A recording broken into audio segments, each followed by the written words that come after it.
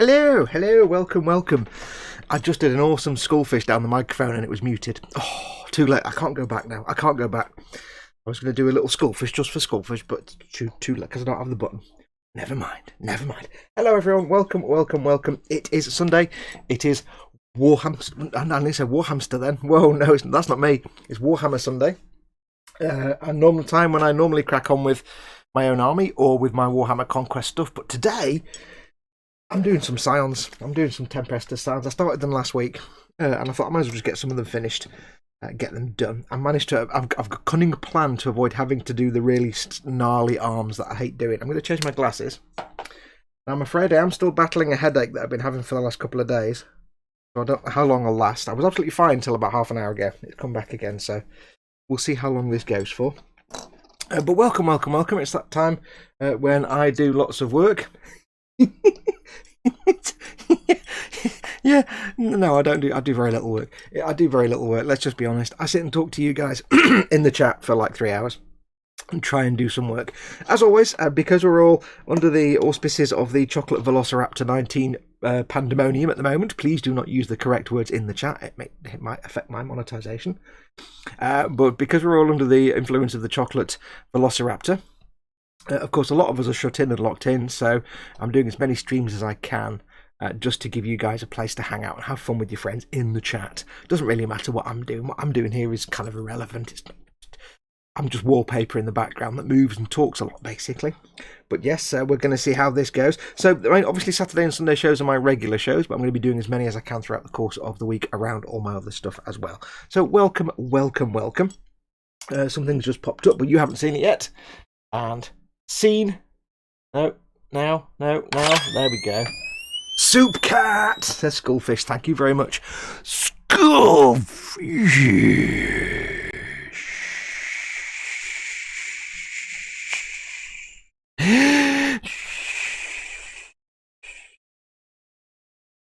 Steam escaping, innit? It's like steam escaping. There you go. You got a skullfish out of me. I haven't got the button. I've only got this button that didn't work. Hang on. Oh, button failure. Give me 1 second. I need to prod my buttons to see if it works now. No. Oh, 1 moment. We fix this thing. Can't have not working buttons. Stand by. Stand by.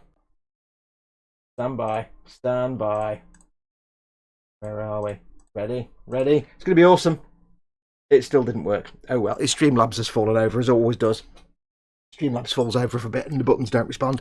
Never mind, nothing I can do. It was going to be a TED. Never mind. So welcome. Yes, we're going to be hanging out. Hello? Check Boom Hut for pictures. Found it on Chocolate Puff Wood. Unfortunately, I can't see all of that comment because it's too long to display on my streaming software. But thank you very much for the my brain isn't working. Was it a tip? It was a tip. Thank you very much for the tip, Nim. 193. Thank you very much. Chocolate Puffins. Check Boom Hut for pictures. Found it on. I'll see if I can put a link in the Boom Hut chat. I mean, the Boom Hut link in the chat now. I can't because the buttons aren't working. Never mind. It's all gone wrong. It's all gone horribly wrong. Streamlabs has already crashed, but it's still working. So we'll carry on. It'll come back in a bit. Yes, thank you very much, Nim, and thank you very, very much, Skullfish. We'll start again, shall we? Right, first we'll have a big swig of coffee. Oh. Now, as always, this is one of my streams, so I'm going to depend on you guys to give me people to talk to in chat. So that's why I've got the chat up here in front of me. If you are watching this and you can see there's a chat here, but you're not able to actually see where you can join in the live chat, then do click on the YouTube icon that's down here somewhere in the bottom right-hand corner. Underneath the video player. That allows you to join in the live chat at the same time. All you need is a keyboard and the ability to type. If you're on if you're on a tablet or a mobile device, it may be underneath the video player itself. So scroll down a bit, you might find it there. But do join in the live chat, especially right now when we all need as much company as we can get. Hello? Ploppity plop. Plop, says Gaz Vickers. Thank you very much for the super chat there, Gaz. I really appreciate it. Ploppity plop plop. I did actually go and do some pooping just before the show. While you were watching the countdown, I had an emergency moment. You didn't need to know that, but I've said it now. It's too late. It's on the internet. It's out there. It's in the real world. Anyway, yes. So, what was I talking about? Got no idea. It's already gone wrong. It's all gone horribly wrong. Yes. So, if you can't see the chat, do join in. Do join in because it's a lovely bunch of people. And it's just a chance for you guys to have someone to talk to. There's loads of shows today. There's Colin's and Dave's that's just finished. There's Chris's after this at 8 PM. And there's others throughout the course of the day. So it's a good day to sit down with a few beverages and just chill out. As always, if you want to... You notice there's no Stream Boss Battle at the top. I've temporarily suspended Stream Boss Battle because there's kind of no point right now. If you remember, Stream Boss was where you could build up a chunk of a pot of money and try and get George off not from being the Stream Boss and win yourself some goodies. However, given that Games Workshop is closed, Forge World is closed, and Goblin Gaming is open, but only for orders and they're not shipping out, you'll just sit there until they open again. There's no point doing the Stream Boss Battle because you're building up a pot of money. If you win, you don't win anything until this whole pandemonium has passed over. So I've suspended it for now. There's no point. But yes, we are still doing other things. So if you, as always, I need to do a quick shout. Wow, this has really gone terribly. Can I just press the stop button to start again? Can I just start again? That's a lot. Hello. Oh, Dad. Super chat's a tenner. Thank you very much, Dad. He says, thank you for the PC help, mate. Dude, Dad, thank you very much. I really, really appreciate that. Yes, I helped Dad last night. He was having some... Dad was going to do a stream last night and it fell over a bit because of some issues, but I had a sort of hang out with him last night and hopefully we managed to get it sorted. Hopefully soon we'll have Dad doing some live streams. Yes. But thank you very much, Dad. That's massive thank you. Right, so anyway, I've really... Because it's gone so horribly wrong, I'm really lost track. So... what am I doing? I don't know what I'm doing. It's all gone wrong. I don't know why I'm so off colour today. I'm not like feeling sick, but just like, I don't know what I'm doing. I've just seen something come in, but you'll see in a minute. Yes, so anyway, yes, we're not doing the Stream Boss Battle. A big massive shout out to all the people that make this stream possible, though. Of course, first and foremost are my patrons, my Patreon supporters. Massive, massive thank you to them. Without them, I wouldn't be doing this. This is what I do for a living, and I wouldn't be doing this. So massive thank you to all my patrons. If you want to become a patron, stop picking up cabbages, damn it, says Paul, glued to the spoon. $4.99 super chat. Thank you very much, Paul. You are lovely and fluffy, despite what everybody says. Thank you very much for that. Khajiit likes cabbages. Khajiit cannot resist cabbages unless you have carrots, in which case Khajiit will take your carrots instead. Yes, so all my patrons, thank you very much. If you'd like to become a patron, patreon.com/modelmakinguru. Also to my two sort of, affiliate and sponsors, emodels.co.uk, your one-stop shop for all your model making needs. Now they are still open. They're not open for you to walk in the store, but they are open to take orders and ship them out. So as far as I know at the moment, they're still taking us. So if you've got model making needs, you need to buy some bits and bobs or kits or tools or anything like that, go and check them out. There's an address in the link in the description Breathe Fox. There is an address and a link in the description. Oh, wow. I'm having a bad day. There is a link in the description below the video for emodels.co.uk. So they are still doing and shipping orders. Also to Goblin Gaming, who are my affiliates. There is a link in the description below the video for Goblin Gaming that apart from giving you 20% off Games Workshop, Malifaux and Conflict 47 and massive savings on everything else, also tells them that I sent you, and I get a little bit of income from that. However, they are closed for obviously for the chocolate Velociraptor, but they are still asking you to place your orders. Of course, they won't be processed and shipped out until everybody returns back to work as normal. But if you want to place orders with Goblin Gaming, you can do, and they'll be held there until they get back and open the place up and they get everything packed and shipped. So do check it out. Again, link in the description below the video. Use that one though. Don't just go to the website. Use that one. It tells them that I sent you, and I get some income from that. And last of all, if you want to help support this channel directly, you can do. If you don't want to become a patron, patreon.com, you can, of course, just like and subscribe. That helps me massively. But also, if you want to do a super chat, which is the little dollar symbol below the chat window, that also helps me out massively. Anything you can spare is wonderfully appreciated, because this is what I do for a living. This is my job. So massive, massive thank you to all of you who've done little super chats. Also means I have a chance of seeing your comment on my iPad here, because you get a coloured box, and as you've seen, you get the animated doobie-doo at the top. So there you go. But do keep in mind, I don't get tips. Tips are for the tip jar for the stream boss battle, and we suspended that. So don't worry about tips. Tips can sort of hang a fire for a while, because as I say, if you won the stream boss battle, you couldn't use it anywhere because everywhere's closed. So that's why I've suspended it. But super chat's brilliant. Anyway, let's crack on. So let's have a good chat. If I can sort myself out. As always, if you want to do swearing and stuff in chat, please feel free. Please don't mention all the important words about the current pandemonium of the chocolate Velociraptor. I want to stay monetized, but you can do swears and stuff. Now, Pascal was, of course, many hours ago the first person in. Then I miss a whole load of chat because it doesn't archive it, but the first person I can see is David Sanderson. Then one of your lovely mods, Dad. Andy McLeish. We have Quano Man. We have who are we after that? Then it's them lot talking for a little while. Gemma Williams is in. Welcome, Gemma. Lewis Williamson as well is in. Pascal's Hobbies is in. Who else? Welcome to all of you lot. Raging Bassist. It's the countdown. Iru is in. Welcome, Iru. We have... Who else has come in since then? Let's have a look. Mordraka. Hi, Eric. So Mordraka comes in and says hello to Eric. Nobody else, just Eric. Which is fine. Which also means Eric Graham is in. Howdy all. Forgot about the UK's time change. Oh yes, if you forgot and you wonder why we're an hour early, I'm not. You're an hour late. The clocks went forward last night. Leap forward, yeah, spring forward, fall back. There you go. Which doesn't make sense in the UK because we don't say fall, we say autumn. But spring forward, autumn back makes no sense at all. We'll give that one to you Americans out there. Spring forward, fall back. Who else do we have? Nat Williamson is in. Hello again, everyone. Hi, Gemma. Hope you are well, says Nat. So Nat and Lewis. Lewis, of course, making tiny, tiny little photo etch things right at the moment. Skill level Japan. Lewis says, oh no, the boss is in this one as well. Yeah, Natalie's obviously come in. He's like, oh, I can't get away. Lee Eagle says this music is nice and calming. That's the idea. It's 15 minutes of calm, chill reflection time, and then 3 hours of me waffling at top speed and talking rubbish for 3 hours. Nat says, you'll be safe, Lewis, as long as you stop dropping tiny photo etch pieces. Yes. Then we have, who else is coming? Chris at Gross Models, another one of your lovely fluffy mods, has come in, as well as Paul at Glue to the Sprue. But your mods are lovely, lovely, squishy, fluffy little kittens, basically. They'll keep you safe and they'll keep you entertained and amused and keep you distracted from all the harshness of the world outside. But if you cross them, they'll rip you apart limb by limb and then douse you in acid till you dissolve into a paste of goo with the only thing remaining of any kind of solidity being teeth. So... and you know they won't go down the drain, so I'll scoop them up and I'll grind them into paste and then bury them. So don't cross your mods, but they will be lovely to you if you let them look after you. They'll be lovely to you. David Sanderson. My laptop is saying it's 2 PM. It hasn't updated. You've probably got automatic update turned off on Windows for the time. Let's have a look. Jamie Bone is in. Welcome, Jamie. Beyond Hope. Welcome to you. I'm skipping over the chat a little bit. Gross Model says, trademark infringement because I nearly said Warhamster. Yeah, you get a squad ready for Windsor Davis. Iru says he wants a lion, get him one, lads. Streamlabs Stream Boss Battle isn't showing, says Beyond Tech. Yes, I've turned it off.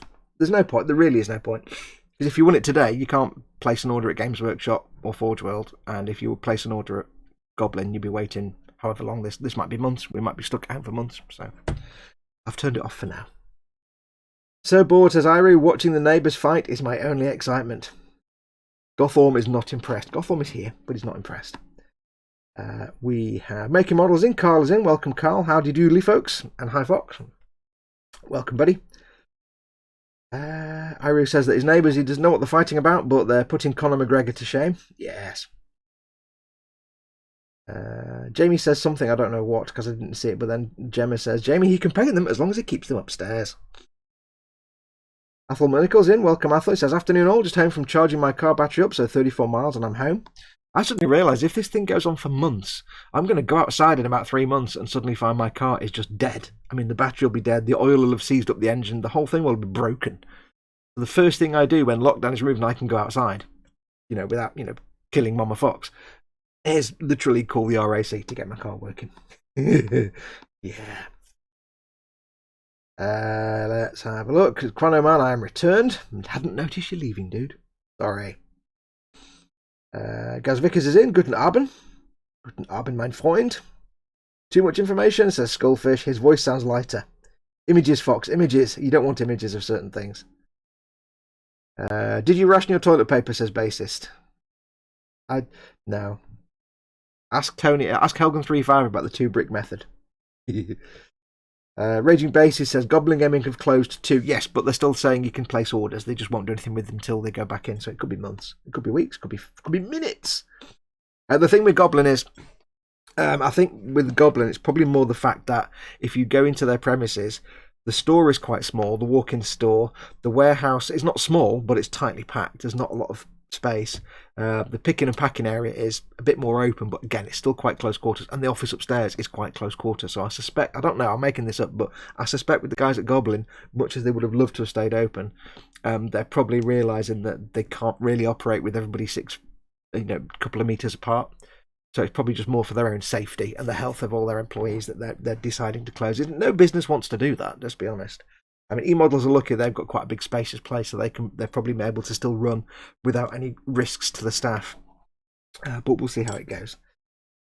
But they have said, yes, you can. On the website it says you can place orders, but they won't be dealt with till they get back. So if you want to place orders, and especially pre-orders, you can still pre-order them. Of course, they haven't got any of the pre-ordered stuff. It hasn't turned up. Where are we? Andy McLeish says, Athol, it's all quiet in the Power Burke and Squeeze My House. Power Burke! Help the boomers, says Iru. Hey, I'm a Generation X, I'm not a boomer. Oh, Dad streams, that sounds a bit iffy. Can't wait to see your stream, Dad. You might want to rephrase that. Oops, hello. The flaying with the sandpaper and then the rubbing with the lemon juice. Hey, the flaying with the sandpaper, then the rubbing, hey, with the lemon juice, hey, with the haven. I don't know where that went from. I am not lovely, stop spreading lies, says Paul at T and Ept, and Dad says, me, kitten. I'm going to jump forward a bit. Athel says, I've got my 500 quiz with the models and still to make and terrain. Then you are sorted for the next few months, buddy. I'll be working my way through my stash. No, I'm not going to sing that. Copyright. Never leave a car sitting, tut, says Iru. I wouldn't, but I can't leave the house. I literally cannot leave the house. So, until this whole thing's finished. So, I just can't. So, I've got no choice. I can't take it anywhere. You can go out to the car and turn the engine over, that's safe. I could do, but then you'd have to sit there for like 40 minutes and it's boring, and I suppose I could do that. But how can I sit? How can I... Gandhi McLeish says, the pain and the hurting of the haven. We're all trying to do Professor Frink and we're all sucking at it. I'm all, basically. Yeah, the thing is, you can't sit in a car with a shark mouth on it and not drive it. It seems illegal. Athel says, no, you start your car and run it for an hour. Yeah, well, I'll make the battery all right, but it'll be really boring. Because I have to sit in the car. You can't leave your car going and then walk away because some scrote will steal the car. Quano Man says baseball cap, and I say, whoop, it's not a baseball cap. Check your turn signal fluid, says Eric Gray. Right, Dad again. Dad has, again, it seems he's failing a bit lately. Dad's failed on his responsibilities. He's not asked the question. So Nim has, I think the same as last time, Nim has dived in advance and said, bench and belly. Because the question, of course, is, on all of my streams, what's on your bench, what you're working on, and what's in your belly, what you're having for your dinner, or what will you be what have you had for your dinner? Nim says, bench is the master grade Barbados. Belly nutter butter cookies for now. Lunch to be decided in a bit. I start my new Dungeons and Dragons campaign today. I've just realised I'm talking 10 to the dozen. Let me just take a swig of coffee and calm the hell down. It's because I've got no tissue for the spillage. It's because I'm just trying to shake this like 3-day headache, and my entire lips are still hurting from the day when I ate a load of crisps and basically salted my face out. And I got a stiff back today and yesterday, so everything's broken at the minute. Everything's on fire. So I'm a bit at 6s and 7s still. If you watch my Skyrim stream yesterday, I was all over the shop. I wasn't even looking at menu items and stuff. I was just kind of on autopilot yesterday, so I do apologise. Although it gave everybody a lot of comedy moments. Seriously, how do you put the bins out if you can't leave the house? You do that in the evening. I mean, I can go outside. I can't afford to put Mama Fox at risk. So, I can take the bins down to the end of the driveway and run back inside again. Paul at Team Inept says, I have models but no mojo. Yeah, that's a bad feeling. That'll go. I'm starting my umpteenth project in 10 days, says Beyond Hope. 2 hours in and I'm bored and I start another one. Stop trying to do a John Howard impersonation, Fox. I don't know who John Howard is. Who's John Howard? John Howard. Annie McLeish says, damn it, Nim, bench 66 Mustang Shelby GT ready for paint. Decided on dark red with white stripes. This seems good. Belly steak round with mashed potatoes and veg. Oh yeah.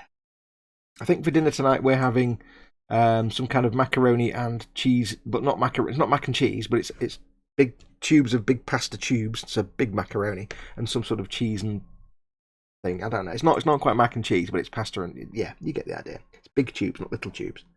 Cardboard box. Let's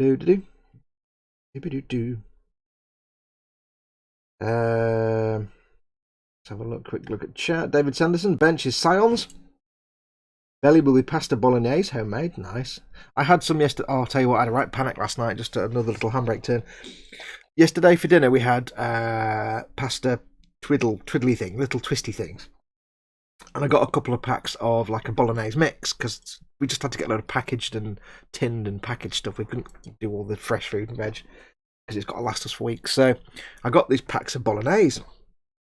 And I only realised as I was making them, they were like non-meat vegetarian nonsense. It was all like soy, and I'm like, okay, well, I'm making it now. And it was really nice. It was quite pleasant. It was quite delightful. It was basically pasta bolognese, vegetarian, which was quite pleasant. Needed more beef, but there you go. But anyway, about 11 o'clock last night, I was getting ready, thinking, I'm going to go to bed soon because I'm tired. And I started getting this tickly cough, and I'm like, oh, don't be giving me the chocolate velociraptor, because it's dry cough is one of the symptoms. So I'm there and I got this tickly cough, and all the way through, and I went to bed about an hour later, and all the way through trying to get to sleep for about 3 hours, I've got this cough and this tickle, and I'm like, I can't afford to get this thing now. I can't isolate myself. So but anyway, I woke up this morning, it was fine, and I realised I probably had a little tiny bit of some vegetarian nonsense stuck at the back of my throat that was irritating my throat for like hours. No matter how much like water I swigged down or other food I ate, it just, So I had a bit of a panic last night. I thought everything was going wrong, but it was just a little tiny bit of vegetarian nonsense. So remember, folks, vegetarian food, it's bad for you. It's dangerous. Stick to meats. They'll never harm you. Right, let's have a look. Quickly whiz through these bits. Lewis says, belly roast gammon with all the trimmings. Bench photo etch for the 1350 HMS Belfast. Some on the bench and some under the bench. Yeah. Where are we? Belly fish and chips. Bench. The last of the models for Conquest issue 36, says Mordraka. Chili and fried rice for dinner, and for supper, Angel Delight of chocolate and butterscotch. I says Athel. Butterscotch Angel Delight is the best in the world. Best in the world. Raging Bay says, bench Arkham the Cruel, pictures in the Boom Hut and Gross Group, was up till 4 AM painting him, nearly finished. Belly, chicken burger and waffle fries. I'll just see if the things are working yet. Yes, so I can do that. The link in the chat for the Boom Hut. If you're not aware what the Boom Hut is, if you're new to this stream, I run a Facebook group called the Model Makers Boom Hut. It's a super safe environment. There's no bitching and snark allowed, and rivet counting, we don't allow it. People get kicked out if they go rivet counter in. I think you'll find the 1944 version of that tank did not have that particular rivet, and then we ban them forever because we don't allow that. Super safe place. That's the link in the chat. Model Makers Boom Hut. Go and join in. Everybody's allowed in. It's lovely. You'll love it. And also, I forgot from earlier on. Slap it on. There you go. I can't not give you the TED I promised you that I couldn't do. Anyway, yeah, so Bassist is doing his Arkham, the Cruel. I was up till 4 AM painting him, nearly finished. And Belly, chicken bit, we've done that bit. Eric Graham says, Belly, turkey and cheese sandwich and chips. Bench, building trees for the diorama. Awesome.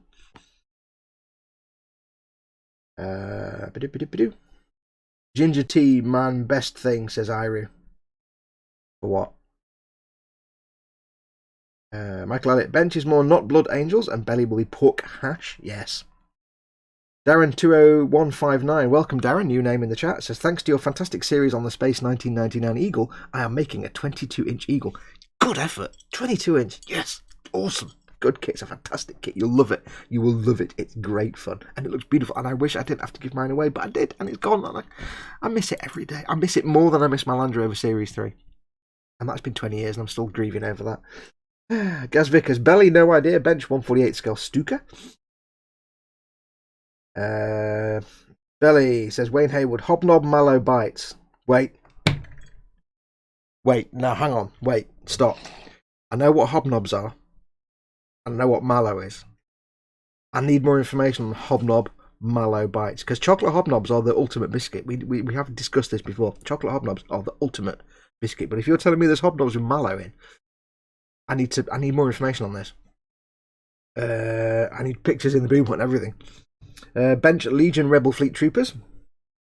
And we lost Fox, says Eric Graham. Yeah, because you mentioned hobnobs and mallow. I'm like, wait. So, yeah. Right, so I'm up to date with the chat. Ooh, little hobnobs are the Marines of biscuits. They are. You dunk them and you can dunk them for hours. Yeah, none of this rich tea nonsense and digestives that old people like and nice biscuits. That's all dribble. You want proper hobnobs and chocolate hobnobs for your dunking. Right, let's do some work, shall we? So I'm up to date with the chat. Like I say, if you want to get my attention, let's talk about stuff in chat. Feel free to talk about anything you want. You can do swearing if you want. I only ever say no religion, no politics, and don't mention the current pandemonium. And that's it. Have fun in the chat. I will be here. If you want to get my attention, put your comment in capital letters, or if you want to, you can do a super chat and support me at the same time if you want to. But I've got the chat just there. Illuminator Arts and Crafts says, "Hey everyone," doing an impression of Steve from Borderlands. Welcome, Illuminator Arts and Crafts. Hey-o! That's Steve from Borderlands. Hey-o! Steve the Bandit. Never mind. I'm getting my tickly cough back again. Jaffa cakes are king. Fight me, says Iru. Yeah, but they don't. They're not biscuits. They're cakes. You're comparing steak to lettuce. It doesn't work. You can't compare Jaffa cakes to hobnobs. It's like comparing Ford to, I don't know, Sony. Do not mention chocolate velociraptor Pandamoomin. Pandamoomin. Oh, I like that. Pandamoomin. I like that. Raging Bassist. You need to send me that somewhere. I need to remember that. Raging chocolate velociraptor Pandamoomin. Oh, yeah, I like that. Why didn't I think of that when I used pandemonium? Aren't they just Tunnocks tea cakes then, says Beyond Hope. Don't you diss Tunnocks tea cakes either. Tunnocks tea cakes are vastly superior to Jaffa cakes in every way. And Tunnocks caramel bars. Oh, caramel. Tunnocks caramel wafers. Oh. Never let it be said that the Scots don't make the greatest foods in all the land. They do. All the finest foods in this land you will find hail from the lands of the Scots. Absolutely they do. Right. What we're going to make? I'll send a message via your page, mate, says Bassist. Thank you very much. Custard creams or wagon wheels, yummy. Custard creams are terrible. They're horrible. They're just not. They're not hobnobs. And wagon wheels are, they're alright, but they're like this big. When I was a kid, they were that big. Tunnock's snowballs are the elites of biscuits. Yes, they are, Ethel. They certainly are. Nim says haggis. Absolutely. The correct answer to the word haggis is yes. Yum Yum Gremlins ref. Here, says Skullfish. Yes, with a hobnob base, says Wayne Haywood, to Beyond Hope, who said, aren't they just Tunnock's tea cakes? Don't know.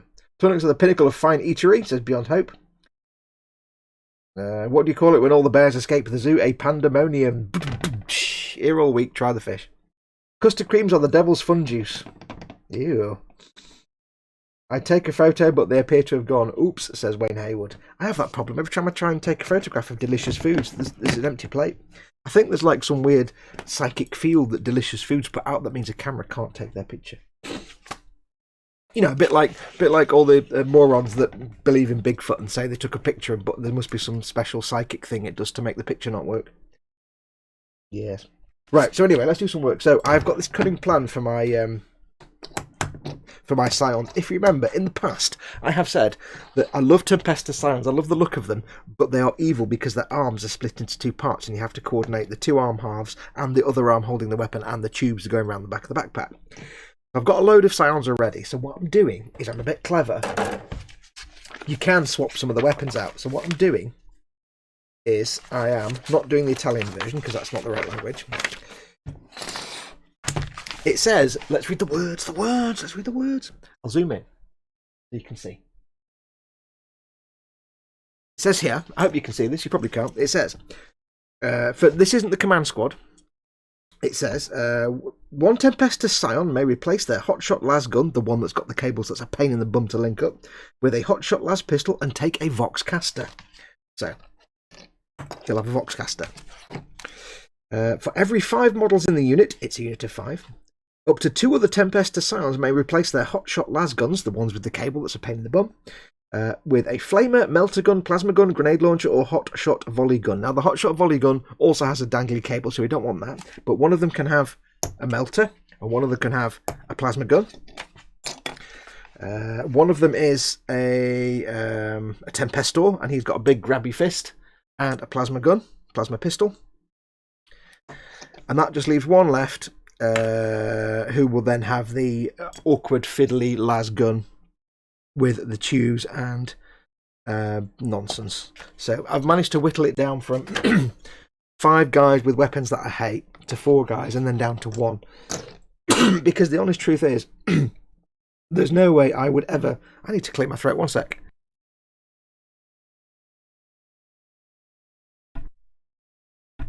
There's no way I would ever try and live stream me attaching the guns and weapons like a las gun, a hotshot las gun, or the special las rifle for these guys on a live stream. It's just, no, there's too much swearing and nonsense, and I can't be doing that live on telly. So that's why I'm doing these today, because I figured out how to not do that for these guys.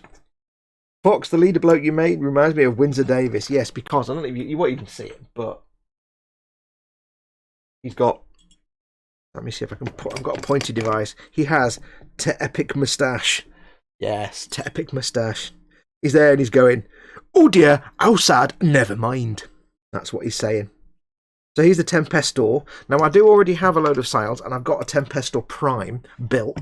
But the reason I didn't want to make another Tempestor Prime is because, I'll tell you for why. They look awesome. Right?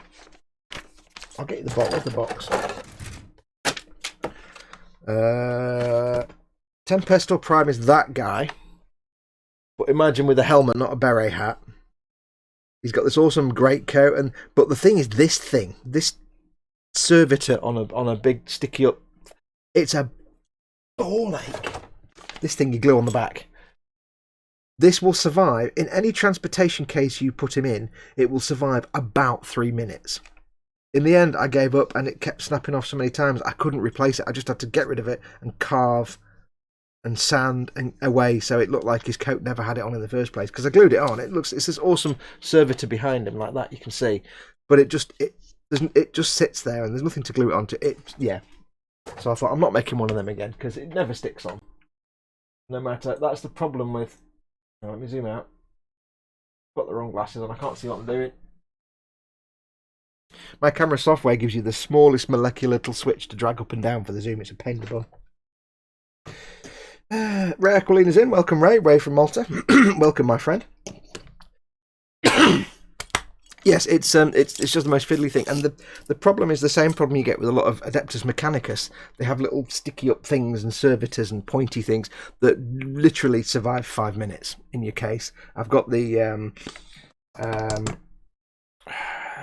Tech Priest Dominus. I've got another one to build, actually. My brother got me one for Christmas, which is quite nice, although I've already got one.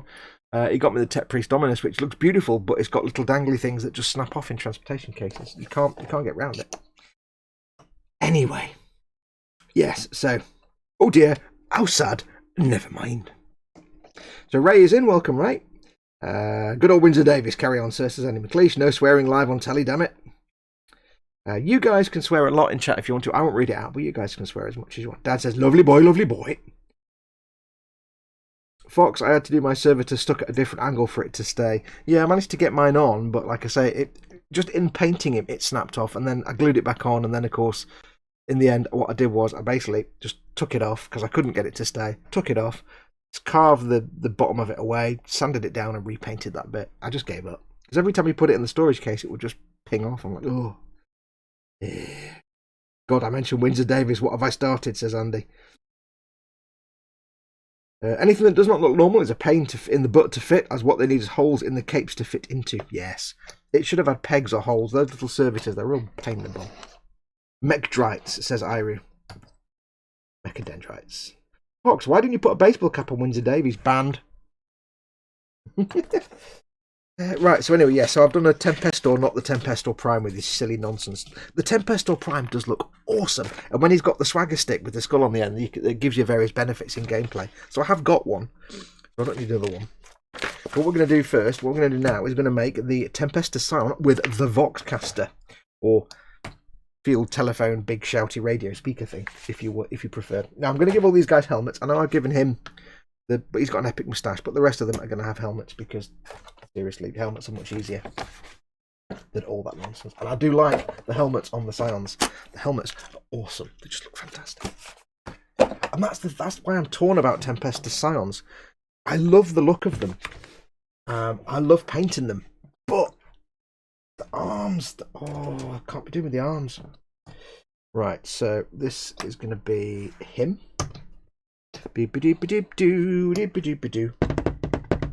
So we have basically, he needs a special backpack.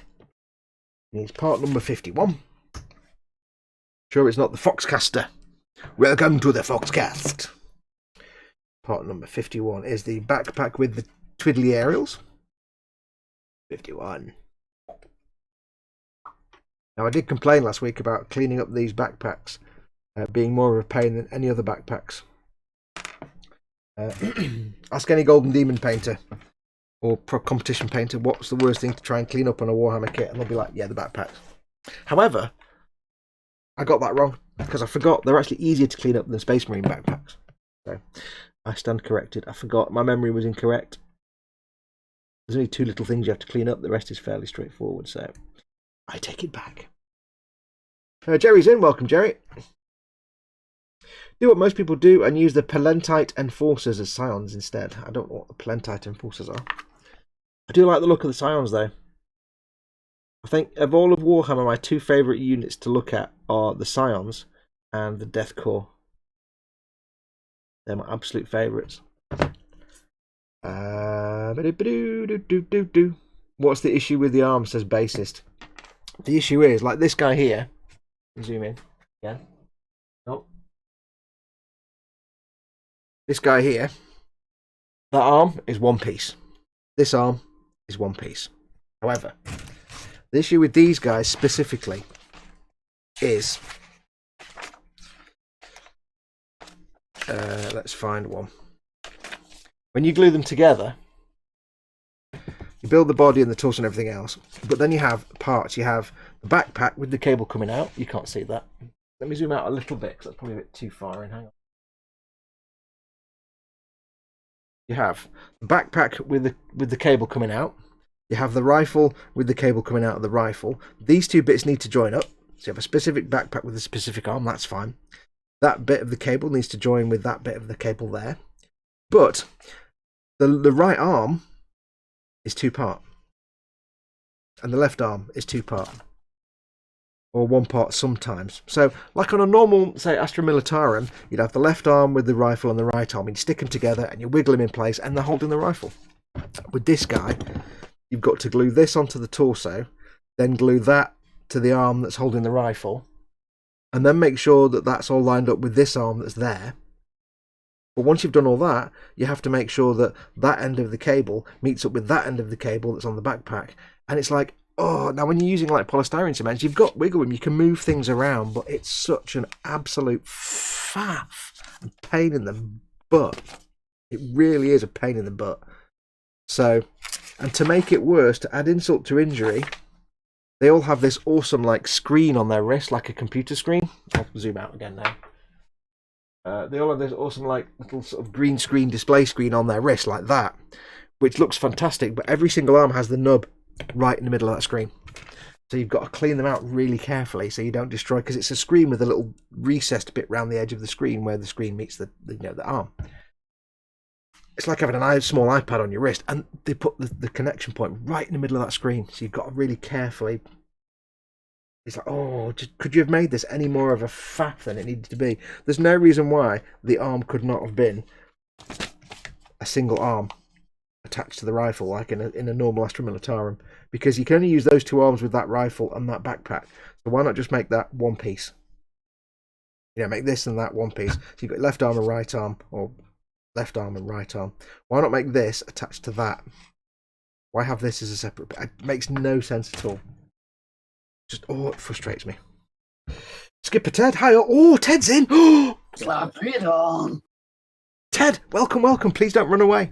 Please stay there. It's like finding a tiny creature that's scared of everything when it comes into a Warhammer stream. Welcome.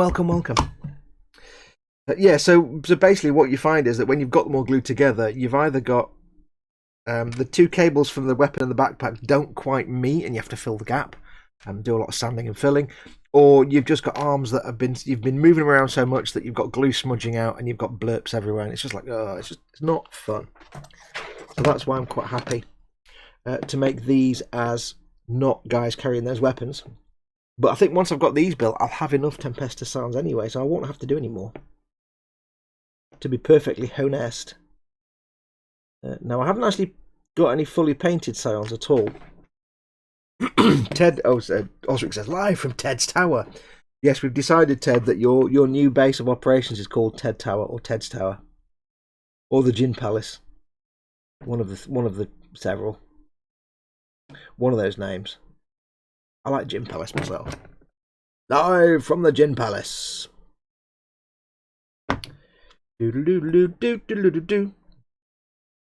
Foxy, Games Workshop come in their wisdom. I'll start that again. Games Workshop in their wisdom like to test the modelling skills of miniature makers. Yes. See, the thing with like the nub in the screen, I don't mind that much, because that's just careful cleanup, which most people should be able to deal with. It's just that's just annoying. One thing, it's just like, you could have put it somewhere else. You could have put the nub on the sleeve, not on the screen. But the thing with two-piece arms, God, I hate that so much. Especially and the reason it's more frustrating with these guys is because these guys are essentially blob troops. They're a little bit more tougher than your bog standard Astra Militarum infantry, but they're still basically blob troops. If you want to field an army of Tempesta Scions, you're going to have loads of them. You can't have a little squad of 5 or 10, because they're just regular people in a bit of armour.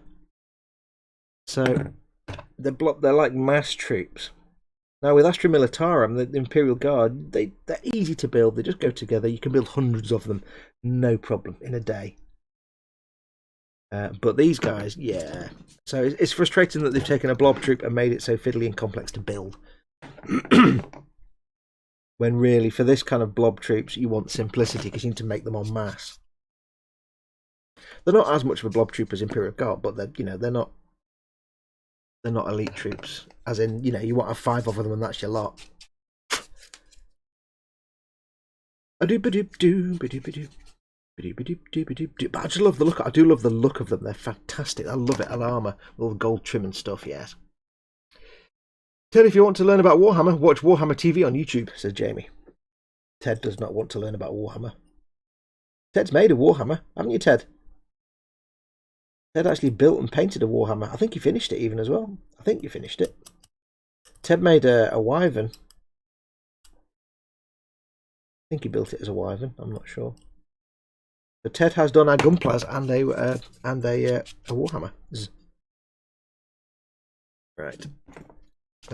Ted's Titanic Tower of Titillating Tastefulness, says Andy McLeish. This sounds about right. Titillations. Ted's Tower of Titillations. Let's have a look. What am I missing in chat? Raging Basie says, I'm with you. Yes, Necrons are like that. It's a pain in the butt. I feel your pain, says Bassist.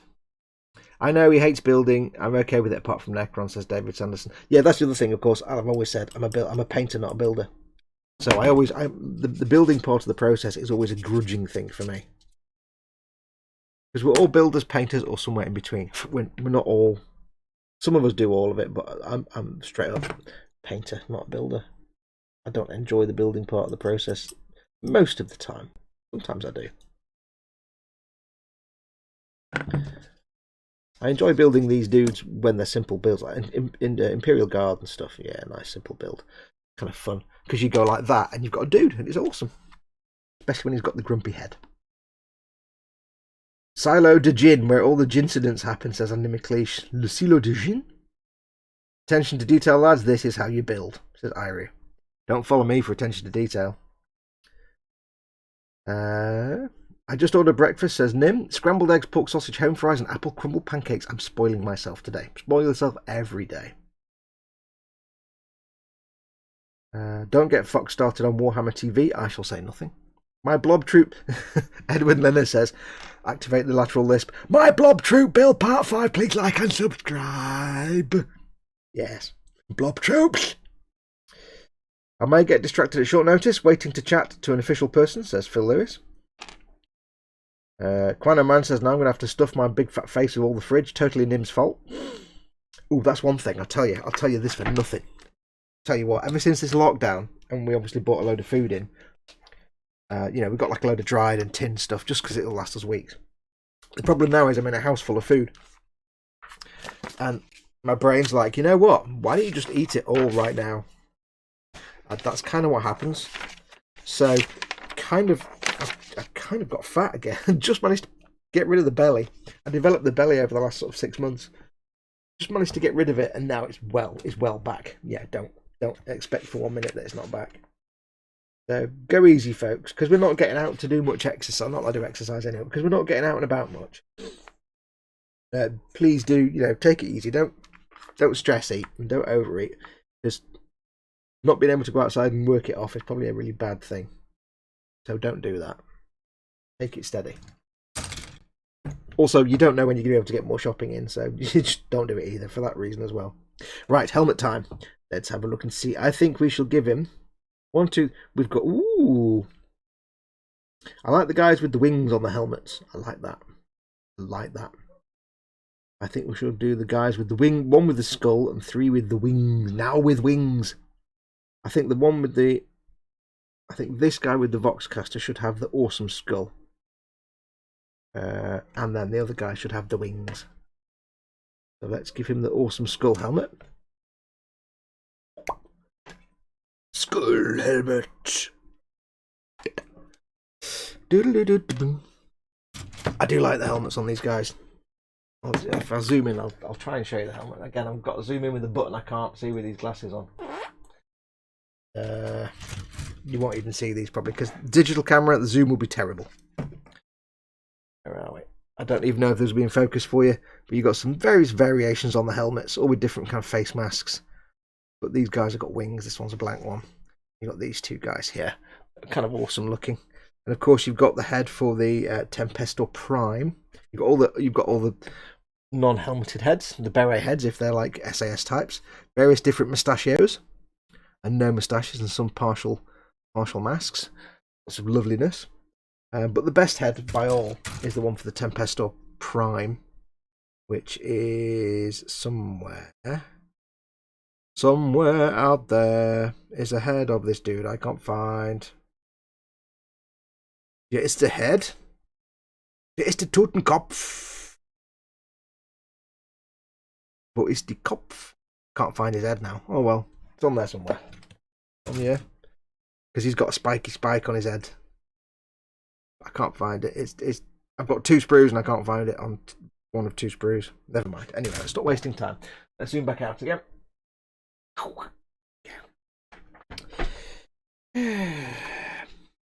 Andy McLeish says chips, mash, and roasts. Ooh, MC Hammer, stop. Helmet time. Get them all Windsor Davis, says Andy McLeish. No, because then I've got to paint 5 faces. Yeah. When in my Air Force days, I had a mate who would build and paint Napoleonic figures by the 100 and took ages cleaning up metal Mickeys. Says Athel.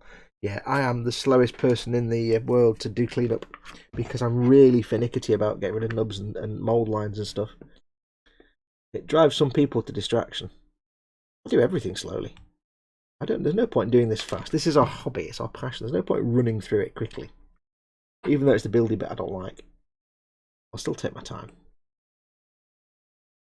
But yeah, seam lines and mould lines and stuff does my nut in. I'll always try and get them as nice and neat and tidy as possible.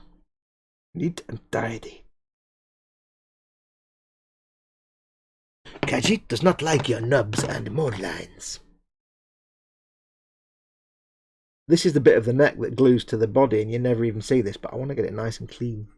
That's how bad I am. It's like I'm a Golden Demon builder without the talent of being a Golden Demon painter. Yeah. So how is everyone anyway? I hope you're all well.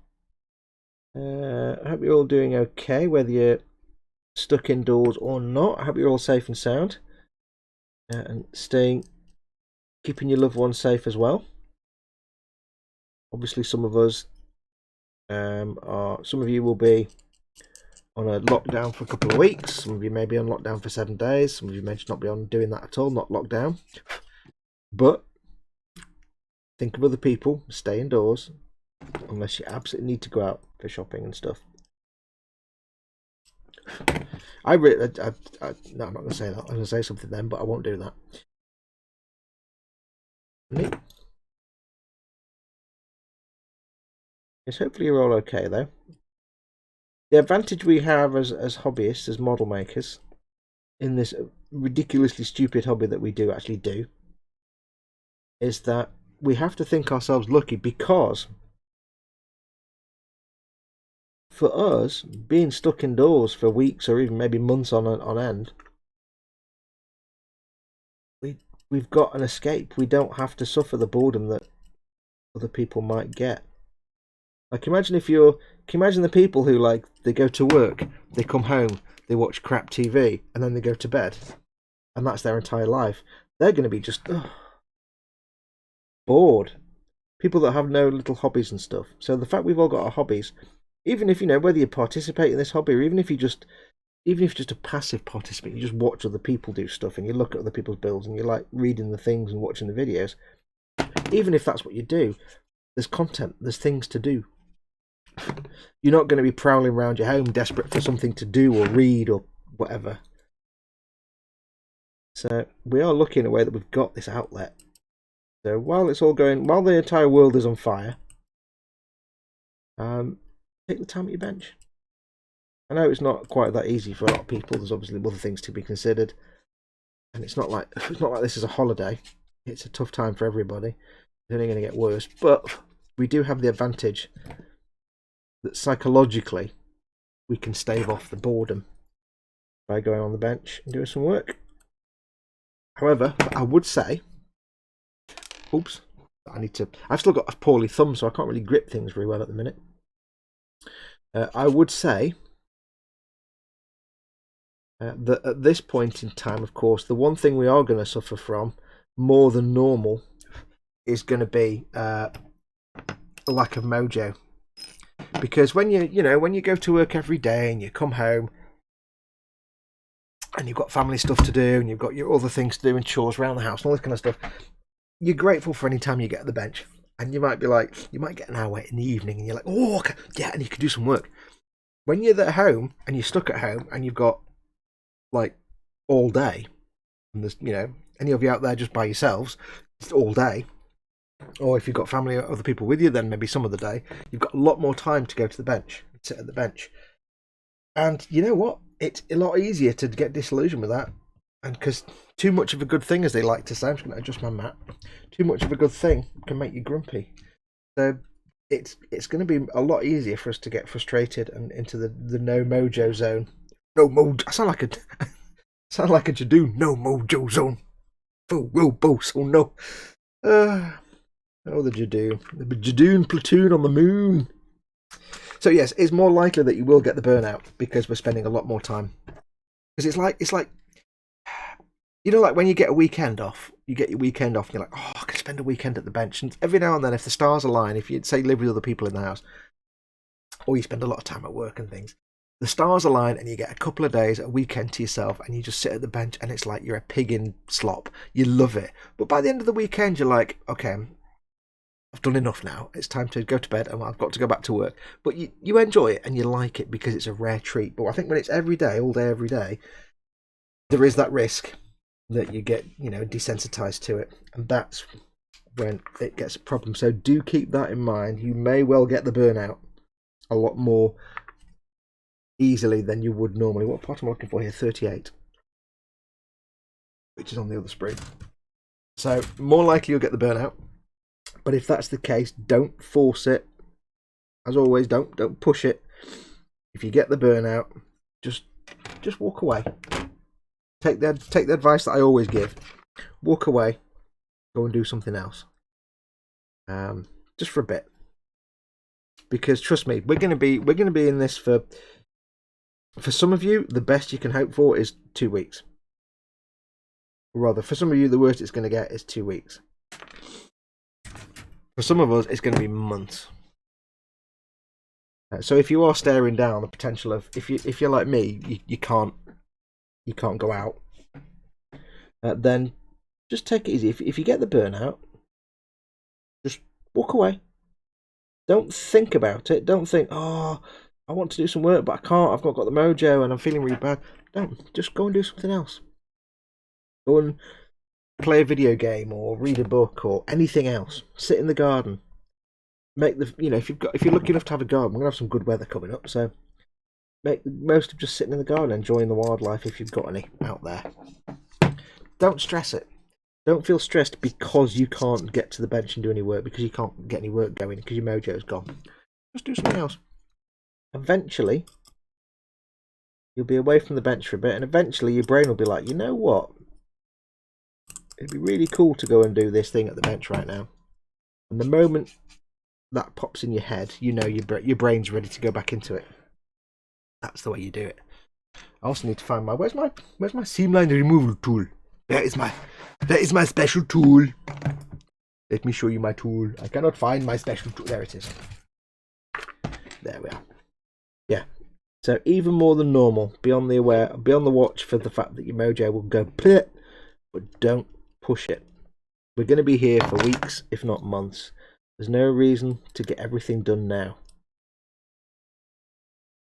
You don't want to get 3 weeks in of potentially months, suddenly find that you built everything in your stash and you've got nothing left to do. Because then you'll be really screwed.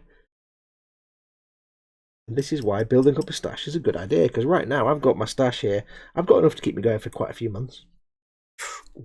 Thumb pain. I've got enough to keep me going for months. But don't forget, when I do it, I film it as well, so it takes me longer anyway. So I have that advantage as well. I can drag the build out, so just go slowly. If the mojo leaves you, just go and do something else. Do something else. Alright. The bit's done. You may note I'm using my blade here for getting rid of mould lines and not my seam line removal tool or mould line removal tool. I do that where the area is too small. to get this big fat blade in there. I use my knife blade. I try not to though, because knife blades will skitter and jump across the surface and they'll scratch and scrape it a bit more. The mould line tool, other tools are available, does a much cleaner job, more delicate. But if it's a small area, I might do that. But yeah, just take your time. If anything, although it's not holiday, we're not having a good holiday happy time, but make the most of it. Take the best of what you've dealt. You've now got time at home. Make the most of it. All the things you wanted to do but never had time, do them, if you can do them. Now the barrel on this Las pistol is microscopic. So I really want to try drilling it out. Is it a bolt pistol? It's a bolt pistol, I think. No, Las pistol. Yeah, I'll have a quick look at the chat. See what we're doing. Where are we up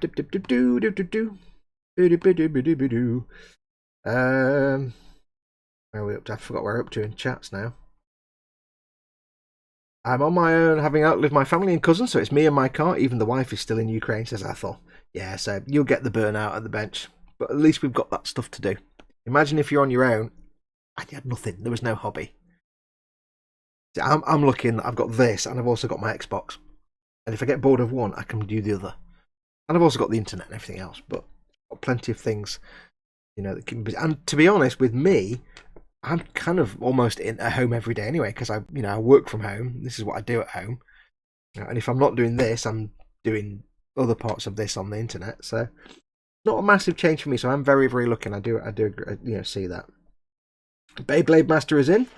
Just gonna lurk. Have lots of late night sanding. Not seen you for a while, but welcome back, Beyblade Master. Gaz Vickers, this damn thing is cutting my bench time while I try to educate 4 kids at different ages. Also, they're going cheap if anyone wants to buy them. Oh yeah, of course you'd be homeschooling your kids, wouldn't you? If you do have children, of course, nothing has changed at all. You still get half an hour a day at the bench, so yeah. Yeah. Andy McLeish says, why not sell them to science, the kids? I'm at a point where on Archon I can't decide if I like the silver edge on his chest plate or if I should do Eshin Grey. Do whatever you want. Try it. If it looks like ass, Dettol, start again. Beauty of miniatures, dude. You can strip them off with Dettol and get it back on again. Gas says, nah, they're okay really. It's annoying when it comes to schoolwork. That's only because you don't know anything about what they're learning because they're light years ahead of whatever we know.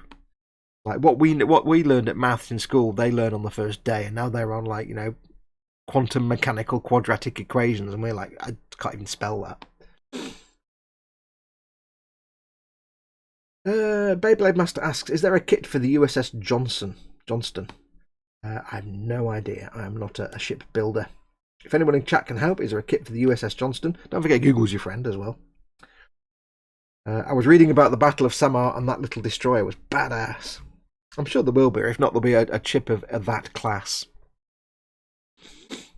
Nat Williamson, here we go. When we said about having a stash.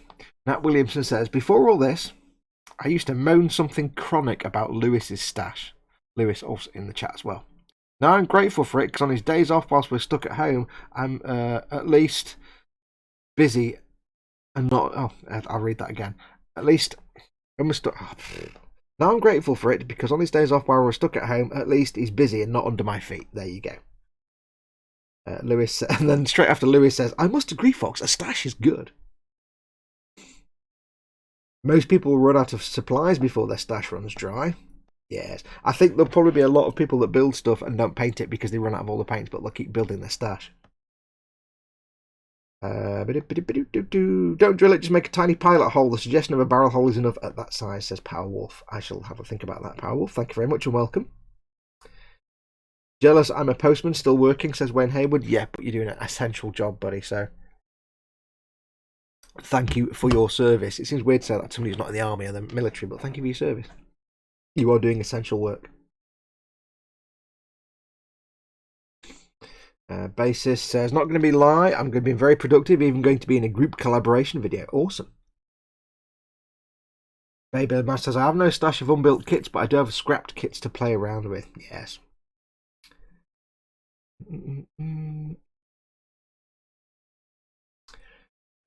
Got shed loads of conquest to get through, and all built apart from the forthcoming tank thing, says David. Yeah.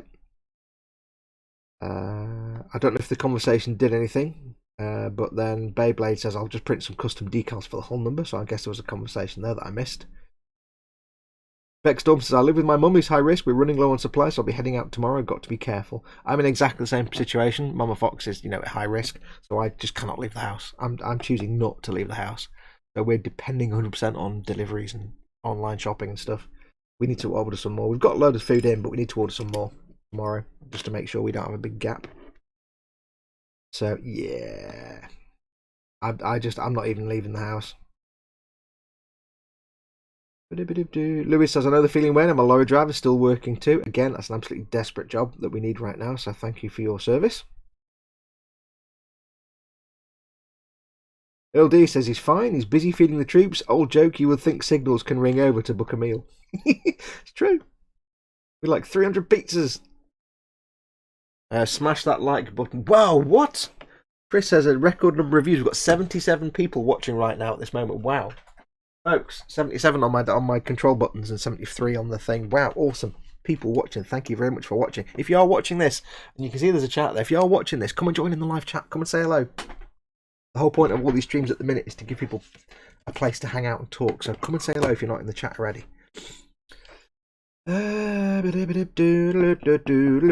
Gaz Vickers mentioned something about Sainsbury's, but which will now be false because everybody's just read your comment, Gaz. So everybody will be doing that now. So I won't try that then. Dad says to LD, I'm X Signals. Oh, we got a fight going on. Wow, 77 concurrent.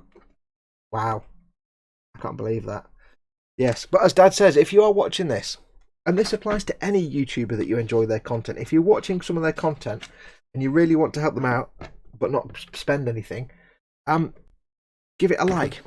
Give the stream a like. Give your preferred content creators a like every time you watch one of their things. Like it, because when you like a video, it helps it go up in the rankings for search on YouTube search. It helps massively, and obviously the higher somebody's video up is in search, the more likely they are to get more people watching it. So do make sure to give me a like for this video, and and not just me, anybody whose content you watch, like their shizzle. Right, I'm going to use a non-Games Workshop bit in my Games Workshop bit. Tim Kelly, hi all, I haven't watched for months. Can we schedule a few months lockdown every year, please? Says Tim. Welcome, Tim. Welcome back. I recognise the name. I haven't seen you in chat for a while. Team Inept says can't get a slot at the moment. They're still prioritising old farts. I don't understand how they do that. Like Mama Fox is old, but if I shop at Asda or whatever, how do I tell them that she's old? Like I have no way to do that. I don't know how you do it. D&D time. I'm going to be distracted for a while. Says Nim. Right, I've got a really small drill bit here. This is going to end in sadness and failure. If I get absolutely desperate, I'll use a different arm with a different las pistol, but let's try it. I always firmly believe that las weapons shouldn't really have a hole in the barrel anyway, because they're las weapons, they have a crystal at the end. Look at that. Perfect, get in my son. I'm quite proud of that. That's absolutely spot on. The pilot hole idea, I've actually forgotten about that. So the pilot hole idea, thank you very much. That was brilliant advice. You're a genius. Although I was doing it with a knife, and that was going to end in sadness potentially. So it could have had stab at it at the end there, but never mind. I'll put that in there, safe out of the way. In fact, no, I won't. I'll put it back in its proper place. Let's have a look. Beckstorm, you have to register and be verified on the .gov website before they do home deliveries for you, says Beckstorm. Oh, you mean for the one where they had their 1.5 million vulnerable people? Yeah, Mama Fox didn't get a letter saying she was vulnerable. Because she's not, she's old, but she's not undergoing any treatments for anything that makes her vulnerable. So a What I'm going to do on this barrel that I've just done, it's a bit rough and ready around the edges where I've just drilled it. So a little bit of extra thin. There's almost nothing on the brush. You've seen this before. Almost nothing on the brush. Quickly run it over that hole that I've just drilled. What it will do is melt away all the fluffy bits that have now been knurled up by the drill bit. And it will be as smooth as a baby's bottom. Smooth as shave butter. So yeah, if you're doing your drilling your barrels, always give it a little touch with the glue. Now remember, it's almost, you want to get literally, I know Dad, don't look, I'm not using the thing. Get it like that, get all that glue off. And then run it round the barrel. Anyway, you've drilled a hole. If you want to get rid of rough plastic, little rough fluffy bits. That's that bit done. I'll put that there.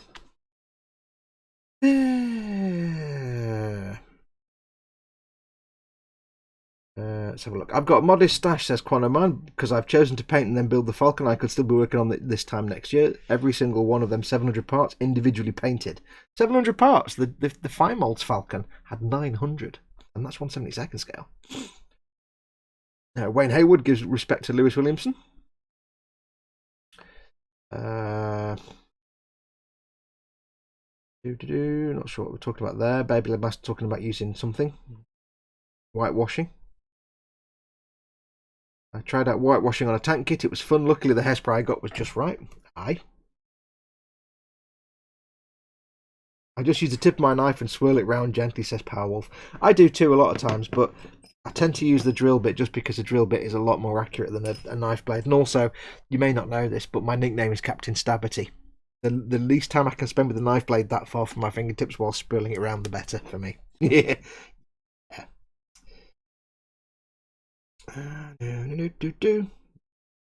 Dad says Fox. Yeah, that's telling me off because I had my thing not in my. I wasn't using my dad device, but I was using my dad. I was for quick demonstrational purposes. Barrel holes are something I'm obsessed with. To be fair, says Powerwolf. Perhaps too much. It got particularly obsessive when I attempted to do a 20mm cannon on a Focke-Wulf 190 and succeeded. I like that.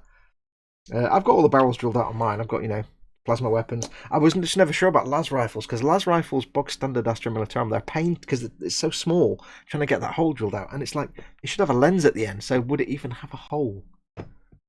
I don't really think. I've got a load of guys with las rifles that I've not drilled the barrel out because they shouldn't have holes. There's no projectile through which you should that needs to go through a tube. How long has it been since the last Stabberty? I don't know, a few weeks. Dad device Fox, come on now, says Andy. Can't wait for your Millennium Falcon series, Fox. Hoping to learn more stuff, says Baby Master. Thank you. I'm getting the first episode of actual Buildy Painty. I'll be filming it this week, coming up. I've done the first episode. The first episode where I'm just opening the box and showing you what's in it. That's up online now for patrons. It'll be released for everybody else, ad-free. If you're a patron, you can watch it ad-free now on patreon.com/modelmakingguru. It'll be released for everybody else on Thursday. Obviously, it'll have adverts and stuff. But then throughout this week, I will be filming the next episode, hopefully. Edward Leonard says the most important word in the entire English language. Tube. Was that loud? Tube. Gross Models uses a Dremel to drill out his barrel hole, says Eric Graham. Gross Models uses like a concrete thing. Powerwolf says exactly the opposite. I've only cut myself bad once, and that was with a blunt knife straight into my thumb down to the bone. I dropped this very knife once. It slid off the desk and went into my leg like that, about that far down. Yeah, that was fun. It didn't hurt, but it was very messy. And when Chris said, do we need a Stabberty counter? And Andy McLeese says, yes, we do. This channel has been XX days since the last Stabberty. At the end of the day, I don't need a Stabberty counter. You guys will remind me. Andy McLeese says to Beyblade, the Falcon will have episodes. Yes, it will be. I said the first episode is going to be this week. It's going to be the cockpit. Yeah. That'll probably be one of the longest bits to film because the cockpit is painted as you go along. The actual main hull will be quite straightforward because it's not hard to paint. Basically, to paint it's a big thing. But the difficulty with any Falcon build is because I can't show the build process in its entirety because that would just take months. It would be boring. Today we're going to stick 5 more tiny pieces on. Yeah, you get bored of that real quick. It might be a lot of time away off camera just putting things on the hull. So it's going to be challenging to make it interesting. Right, we need 52 and 53. 52 is that one. And 53 is the big space telephone that he's wielding in his other hand. Now this is another 2-part arm. But I don't mind this one because it's a 2-part arm that it doesn't line up to anything.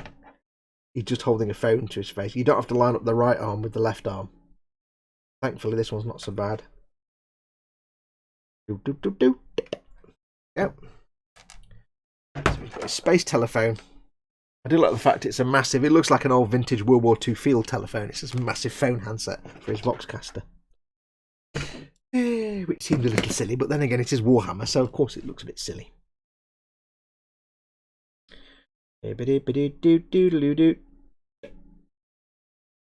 Right. These nubs off. What's been going on? See if I can give you any news. There's probably nothing I can tell you that's news that you wouldn't have already been told in other streams I've done. Been going on really. I have ordered. I said about my sore thumb earlier on. About a week ago, you might not know, but for the last few years, I've been using a beautiful, beautiful IBM Model M keyboard for my computer typing purposes, and it's absolutely beautiful. It's proper old tension spring IBM Model M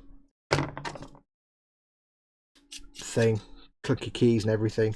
Not like this modern stuff that's all cherry keyboards. This is proper old IBM Model M, and it's absolutely divine, and it's the best keyboard I've ever had.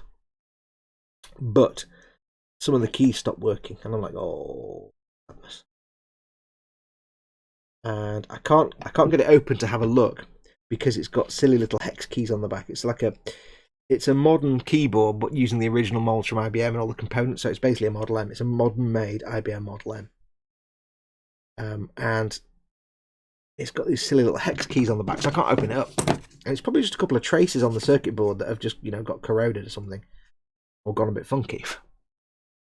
But I can't open it up, and there's nothing I can do with it, so I've put it to one side. I've ordered a new one.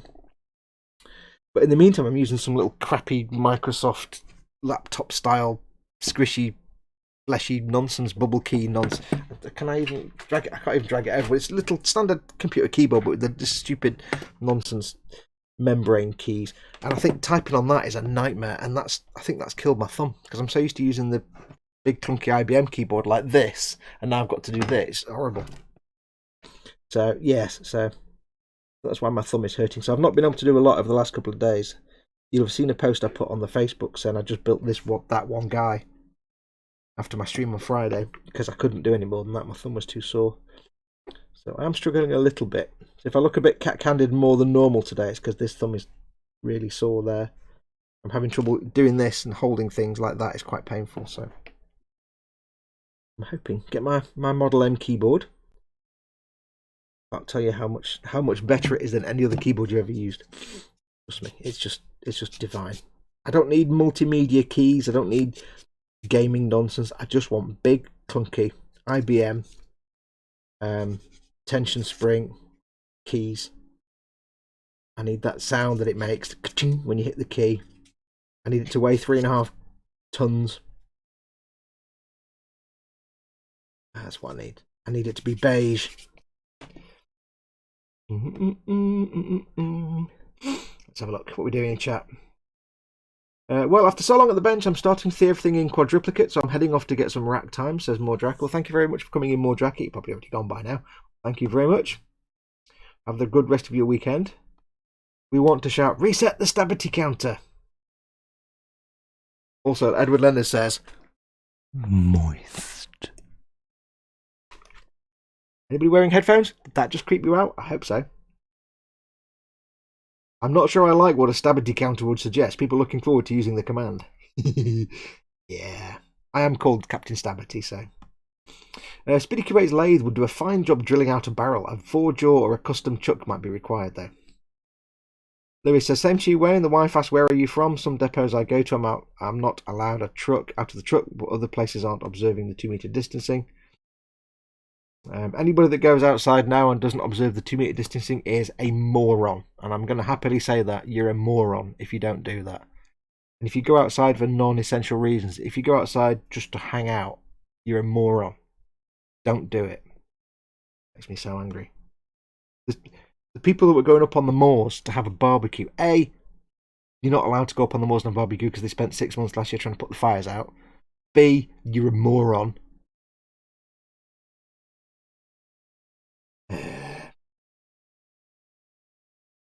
Sometimes I don't drill them out to see how many people I can wind up. Some folk could get very offended if you don't drill the barrels out. Yeah.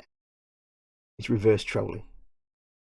A good old wind-up mobile phone, says Andy McLeish. It's a I assume it's a Voxcaster, so... Vox, your English, get a typewriter. Well, that's kind of what a Model M is, basically. He wants a mechanical keyboard. I love mechanical keyboards. IBM Model M. Just look up IBM Model M.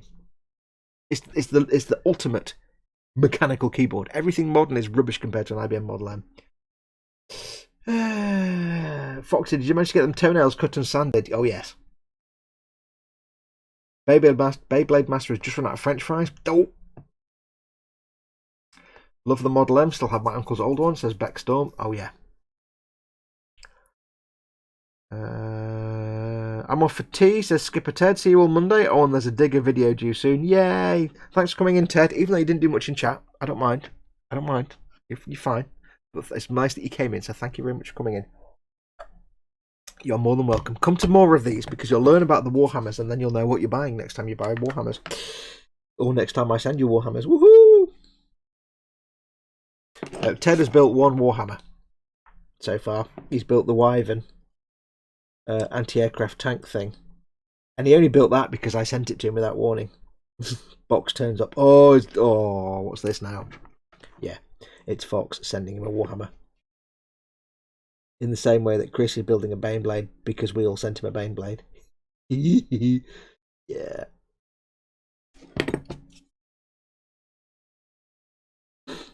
And, well, I think remind me, Chris, the first one you did was that Eldar ship thing. That was because Paul got you that, wasn't it? I think, was that the first one you did? There's a whole raft of people in my circle of friends who have only built a Warhammer because one of us or some of us have sent them a Warhammer without any choice on their part. We like to spread the love. Spread the love. I've got to admit right now, they put a nub right on his bit of shoulder armour. That's... Oh no. Not so bad. I've got to admit right now I'm so jealous of Ted's new work area. His loft-based modelling zone. So jealous. I don't have that luxury. You do. Just buy what's pretty and you like the look of. If you like what you're working on, you're going to be much more motivated, says Powerwolf. Absolutely. I forgot remember what we're talking about now, but absolutely. And of course, Warhammer, you just should buy all the Warhammer. Just buy all of it. Not right now, obviously, because you can't, but... It's a shame. If you're not aware, by the way, just in case you're not aware, somehow, Games Workshop have closed down all their premises all around the world. So all the stores, all the shops, all the Warhammer shops and Games Workshop stores, their head office in Nottingham, which is also their factory, is closed. Everything is just stopped. For the foreseeable until they can reopen again. So if you've got a local hobby store that sells Warhammer stuff and somehow miraculously they're still open, show them your love and get your Warhammer stuff from there, because right now you ain't going to get it from Games Workshop. Not anytime soon. Right, so there we go. That's that one done. I think that's all the bits for the chat. Except that's the wrong backpack. Oh, what? That's weird. Okay. Instruction failure. It says, use this backpack with all the dangly aerials. Do this, put the backpack on here, there you go. Now what you want to do is you want to glue on the space telephone, and it's got a different backpack. Yeah, they didn't pay attention to that, did they? It's not very often you find grievous errors in Games Workshop instructions, but you do find them from time to time. Right, so anyway, which one do we want? We want this one. We want him doing it. He's got that kind of like doing a Disney song pose, walking along a country lane, singing a song about bluebirds or something. I don't know. Probably racist, whatever it is. Let's stick that on there. He's got his arms to go. So we'll do the fiddly double arm first. This is the... Well, no, I'll stick his head on first, actually. Stick his head on. My death guard are whispering to me, says Iru. Paint me, help. Yes. Paint your death card. Be good to your minis. Give them what they need. Okay, so we'll plonk his head on here. Somehow I've managed to survive so far with only snapping off one aerial off the backpacks. Somehow, I don't quite know how, but somehow I managed to miraculously only lose one aerial off one of the, well, not the back, it's not the armour, but you know what I mean, snap one of these off. So far. Yep, Andy McLean says, yep, best to build what you like and build what you love. Me and Intellectual says Powerwolf, room is cluttered to the point where I can't move for Warhammer kits. This seems correct. If you check your stream chat, I left Foxy a fun surprise, teehee. Gross models. If you check your stream chat, I missed that. Athol says, I'm intending buying the new Wolves versus the Greenies whenever it is released. I think you can still pre-order it through GW, but they I'll start again. They didn't actually get to the point of sending it out anywhere, so no stores have got it yet because they closed down before they had a chance to ship them out anywhere. I think you can still pre-order it. You can pre-order it at Goblin Gaming. Goblin Gaming link description below the video. Use the link in the description below. That tells them I sent you, and I get some money from that. Yay! Doesn't cost you anything. You can still order through them, but they're not shipping out till they reopen. But yes, that's basically delayed now until they reopen again. But yes, I'm looking forward to that because Cy Reynolds is buying that, but he's buying it for the orcs and he's splitting it with me. I'm getting the Spes Pupes and he's getting the orcs, which works perfectly for me. Thank you very much. Let's have a look. Pound per tent. Hang on, everything jumped. Pound per tent per person per night. What? Says Speedy Q8. I don't know what we're talking about. Only place you can order Warhammer right now is Amazon, says Jamie. You can, but of course it depends on if it's coming from Amazon. They'll probably deprioritize it and it'll be weeks till you get it. If it's coming through a third-party seller, you might get it the next day or within a couple of days. Depends if they're still working out there, sending out their orders. But if it's actually coming from Amazon, you might be waiting a while to get it.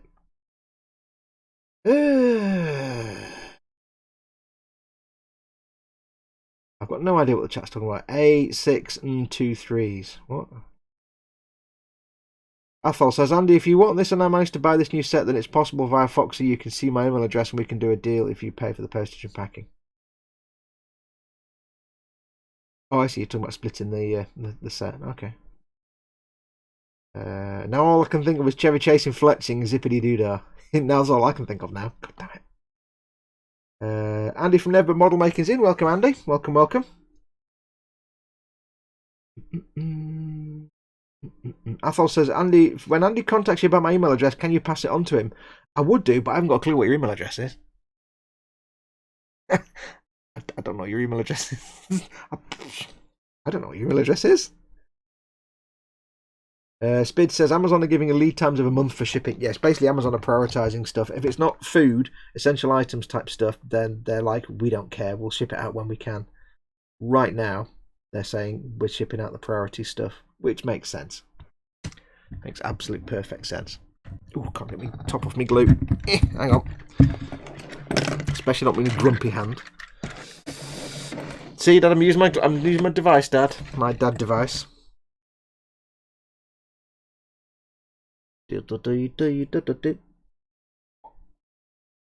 device. The only problem I've got here is that I did actually get a load of glue all over this guy way back in the before times when I was assembling him, and I'm kind of putting glue on top of the gluey layer which covers up the plastic, so it takes a second for the plastic to actually melt a little bit.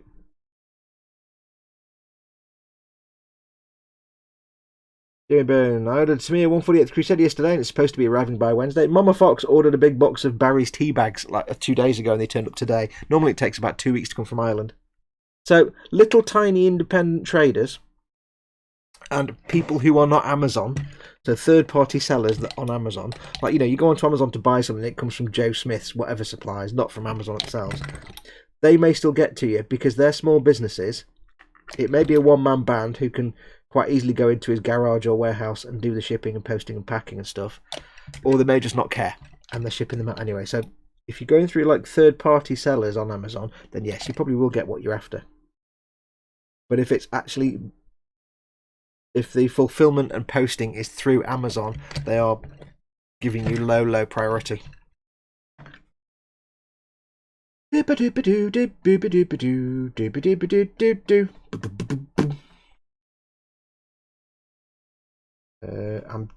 Athol, I'm just going to take your comment out because it's not wise to put postcodes and stuff in chat. I understand what you're doing, but yeah, you don't want to do that.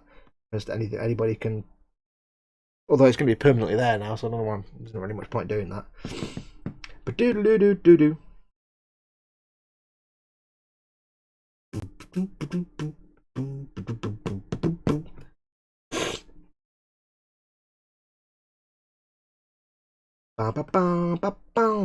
eBay's a decent place to shop, says Powerwolf. Yeah. Do. Chat doing.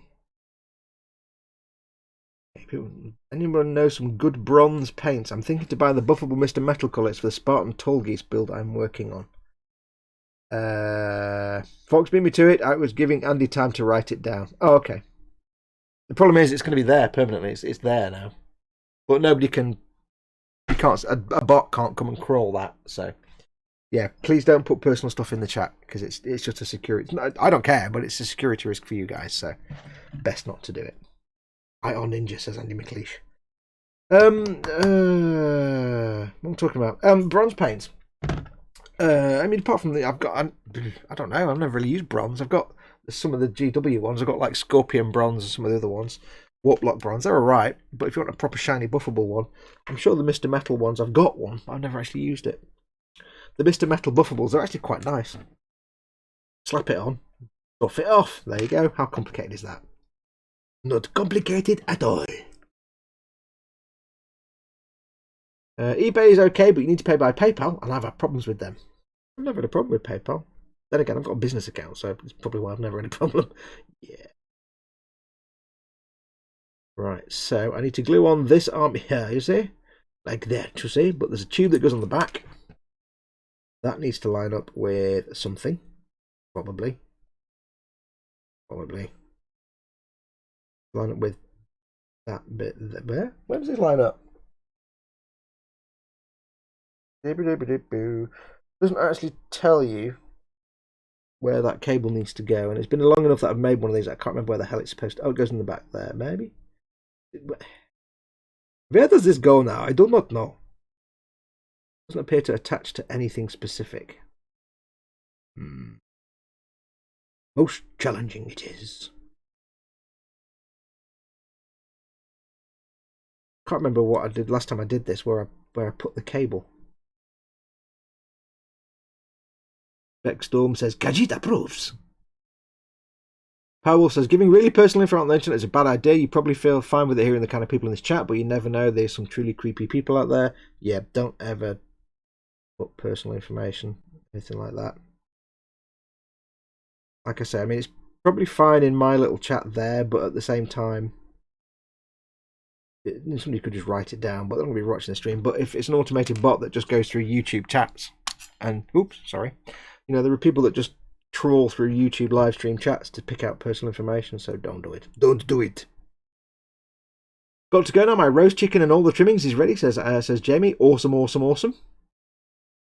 My bank manager does not like eBay, so hassles me every time I use mine. You should tell your bank manager to GTFO. It's nothing to do with your bank manager what you spend your money on. None of his business. None of his business at all. If your bank manager is giving you grief for spending your money on what you want to spend it on, then what you need to do is change banks. Because that's just bullshit. None of their business. Unless you're just being like figurative and it's not actually physically a bank doing that. You just mean you get in spending all your money and getting into trouble with the bank because you're spending all your money. You're just saying it in an amusing way, which makes sense, in which case, yeah. Oops, hello. In which case, my bank manager hates Games Workshop for the same reason. Yeah, completely. Right, so that goes there, that goes there. Not napping, playing Skyrim now properly, says Chris. I was not playing Skyrim well yesterday at all. It really wasn't in a good place yesterday with my brain. Playing the Skyrims. It was not a good state of affairs. Citadel are good. Ammo by Meg and Vallejo's new metal line are really good, says Eric. Ammo by Meg paints are really good for little details, but they're a pain in the bum if you're actually trying to paint anything larger than little details and bits. Because of the way they work. If you're airbrushing, Ammo by Meg are really good, but they are no way a beginner paint because they behave differently to every other acrylic paint out there. You can't just blap them on like others. Andy McLeish says no mods to Chris about playing Skyrim, and he's like, no, I think he's on Switch. No mods on Switch.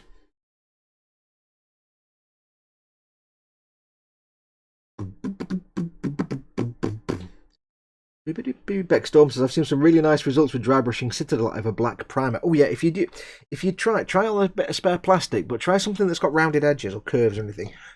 Do a gloss black primer or just gloss black paint if you haven't got gloss black primer. Get gloss black and then dry brush bronze over it, but very very lightly. Or even if you're airbrushing, I just mist the bronze over, and you'll get that kind of chrome effect. But it won't be like proper chromey chrome, but you might get the nice effect. It'll be a really dark bronze colour because it's all shiny black and stuff.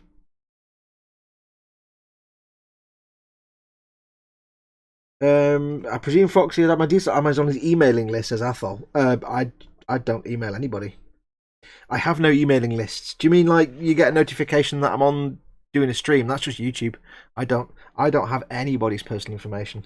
The only place I see people's personal details, like addresses and stuff, is if they are a patron and I have their details for one of the patron tiers, and they give that information. I don't have anybody else's. I don't mail people at all. It might be YouTube. YouTube will have your email details. Wow, I can't get my words out. Yes, YouTube. If you mean like you get notifications saying Fox is streaming, that's just YouTube. Nothing to do with me. I don't do that. I would never take personal details of anybody. I don't need them. Don't want them. I don't want people's information. It's far too much responsibility. Now, this is the second half of this arm that we're going to glue on, which in this case will be fine. Tiny amount of glue, tiny touch, will be fine because it's not dependent on anything. So I can just plonk this down here, like that. I can wiggle it around a bit. Wiggle it just a little bit. Try and wiggle it around a little bit. Yep, that needs to get the cable lining up there. It's my extra thin. That was the fat cement. This is now extra thin cement. So just glue that little cable in. Clean up the blob of fat cement that's splooged out, because it's not quite lined up. Seal it in place. And there we go. He's now got the phone in his hand. His glove sticks out a little bit, but that's fine. It looks realistic. The cable lines up wonderfully. And that's not so bad. But imagine that I had to do that, but coordinating it with this arm, because they were both holding the same rifle. That's where it becomes a living hellscape to try and do the arms on Tempesta Scions. It was hard enough getting that lined up with the cable there, to be perfectly honest. But doing it with trying to line up and holding a rifle as well. Yeah. Speedy Curate says, as a non-gamer and based on comments read, Skyrim sounds like a game of picking up vegetables, pretty much, if you play it like me. What's the most fiddly Warhammer thing you can think of to assemble? Metal minis are non-withstanding. I seem to remember Grey Knights being a particular pain. I'd say these. Just literally these. Everything else has been fine. My belly is growling. It's time to go feed the belly. See ya, says Athol. Thanks for coming in, buddy. Enjoy your noms. Don't forget to pop into Chris's thing later on. Oops. Where are we? Tim Kelly says, I used to play Skyrim, but then I took an arrow to the knee. Banned.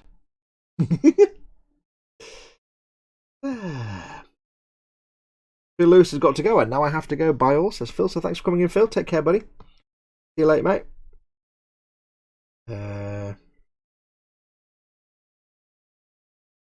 Okay, Batman says Iru. I don't quite know why.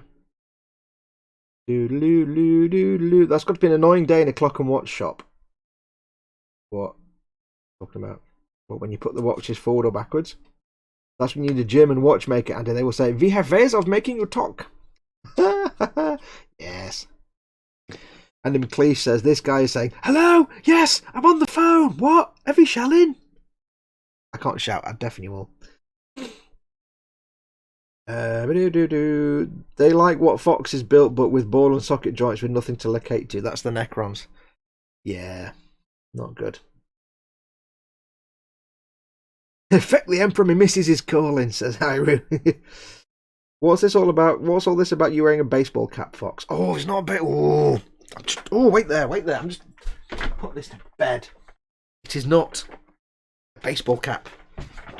It is vintage 1943, I think. U.S. Army Air Force pilot cap.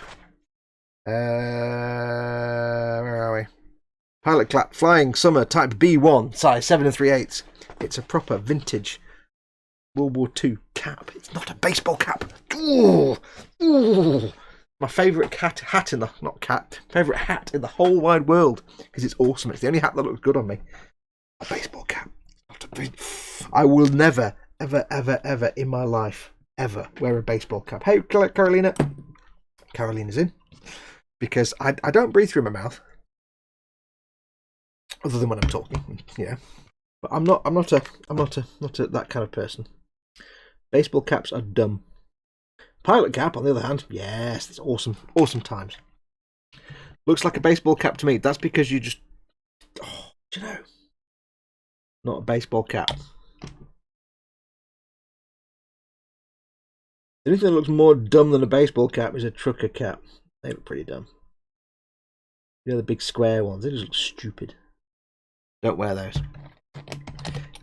Still proper vintage flying caps, then you'll all look awesome. But if you must wear a baseball cap, for the love of dog, duck the brim. Don't do the flat brim. The number of times I've gone onto a YouTube channel and it's been somebody talking to the camera and they've got a baseball cap with the brim just flat. And I'm like, instant not watching any more of your content. Goodbye. Sean Wiles, it's a baseball cap. P.S. Hello. Baseball cap. Right, so he is assemblated for almost part. I've got little bits to add on to him. We'll give him some plant-on details. 7 3/8. Jesus, you have a massive head. Not untrue. I like that, Fox, but it's still a baseball cap. It is not a baseball cap. It even says in words.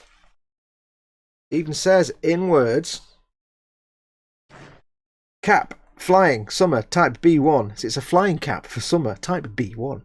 There you go. Air Forces, property of Air Forces, U.S. Army. There you go. So it's not a baseball cap. There was no such thing as baseball in them days. It didn't even exist.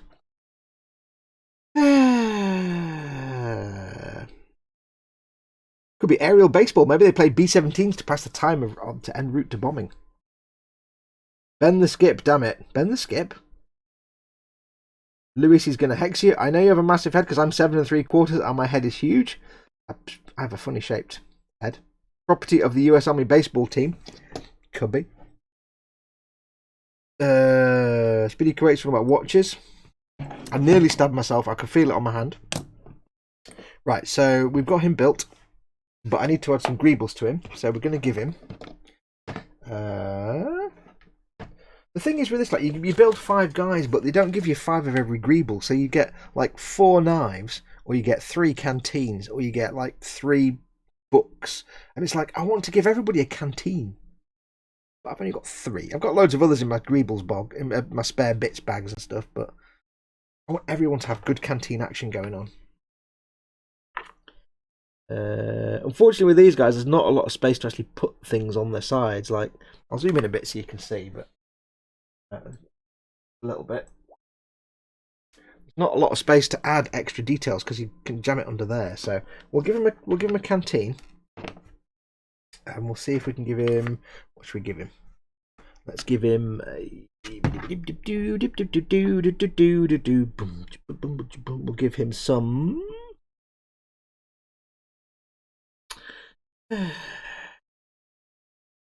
We'll go all 1990s and give him some pouches. We'll go all 1990s comic book and give him pouches. Everybody has pouches. Who's that comic book artist that's absolute garbage but just happened to invent Deadpool? I can't remember his name. Liefeld, but I think Rob Liefeld. Absolute garbage artist, but he did invent Deadpool, so he's got that to his credit. But as artists go, he's pretty bad. We'll give him. I like the fact you get a couple of rifles on this sprue that are actually in their leather sleeve. They're in their they're stored away. They're not. They're like in a leather pouch. I like that. I don't know what you're supposed to do with them, but I like that. I stuck a couple of mine on my Tempesta, the vehicle thing. Fox, I stuck the knives on their legs, says David Sanderson. Yeah, he's got a knife. He's got a knife on his side. Because they all attach the belt. He's actually got a belt buckle and pouch on it as well. So he's got a book and he's got a stabberty knife. I'm going to give this guy a water canteen. And, what did I say? A pouch, didn't I? Let's go all Rob Liefeld and give him a pouch. Little pouches, little pouches, little pouches. Now, if I was doing proper 1990s Rob Liefeld style, I'd actually stick all the pouch on his legs, but there you go. 3 canteens filled with the following: tea, whiskey, or in Ted's case, gin. Yes. He has a radio to shout into, so he needs a canteen. Exactly. Rob Liefeld, says Tim Kelly. That's the one. He couldn't draw feet either. No, Rob Liefeld was just like, oh God. Every time I saw some art by Rob Liefeld, I get irrationally angry and want to break things. Because he just couldn't.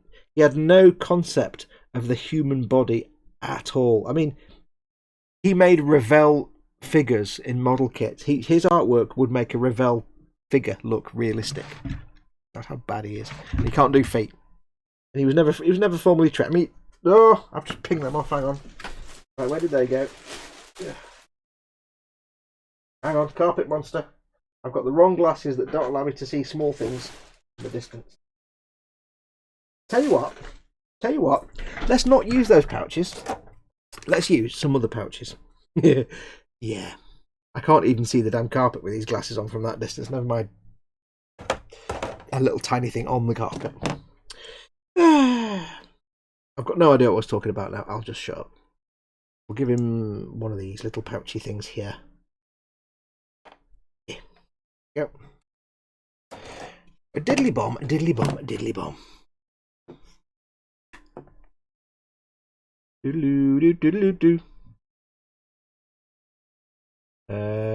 Is it what we're talking about? Is it static or is he slurring again? Oh, you're talking about the guy from the canteen of gin or whatever on his back. Yeah. Nice joke in Deadpool film about that. What about not drawing feet? Yes. There's quite a few good sort of articles online about why Rob Liefeld is such a terrible artist. Actual proper artists just rip him to shreds. I think when I've read stuff, it's more been the frustration amongst professional artists that he actually got paid for his work because it was so. Here are people who've gone through, study in college and training, and they've got a massive high quality of work, And then they say, but this guy's being paid more than we are, and we've got the actual abilities and spent years developing them, and he's just, oh, yeah. I think they were more just frustrated that people couldn't see how bad it was. They lapped it up.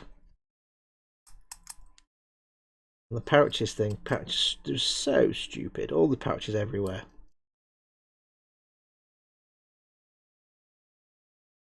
You know, pouches all over the legs to the point where you couldn't actually close your legs if you tried because there's pouches all up the wazoo.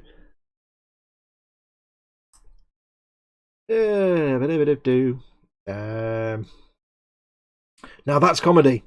Okay. Well-known fact that crews, they're still going on about baseball caps. Good God, people, get a life. I've moved on.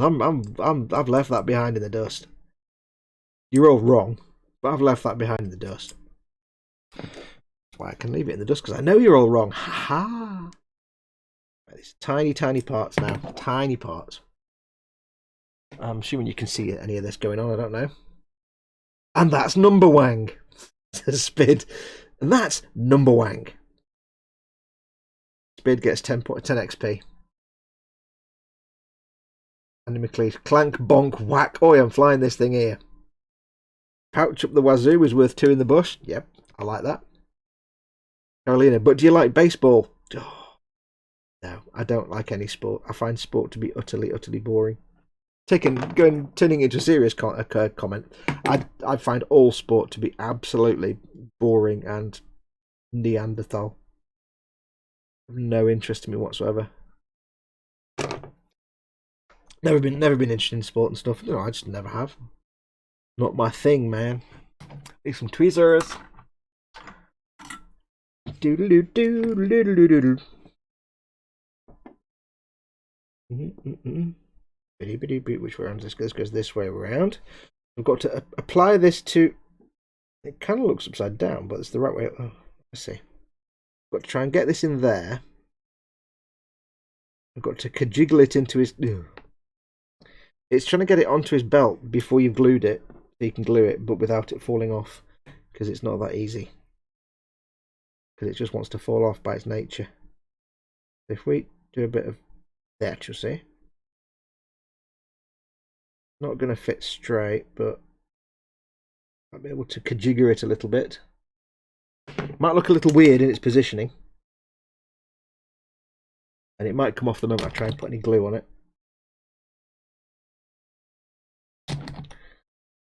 We shall see. Just trying to. Some of these just have to put them in place and hope they'll stay there while you fiddle around with them and get glue on them. In a lot of cases, they just fall off again, and you're like, oh, that one is in. It makes no sense because it's just kind of strapped to his chest plate.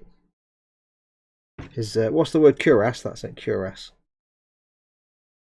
Strapped to his curious ass. But it's in my head canon. It makes perfect sense. So shut up. Basically, is what I'm saying. That's on one side, and on the other side, we shall have the canteen of gin.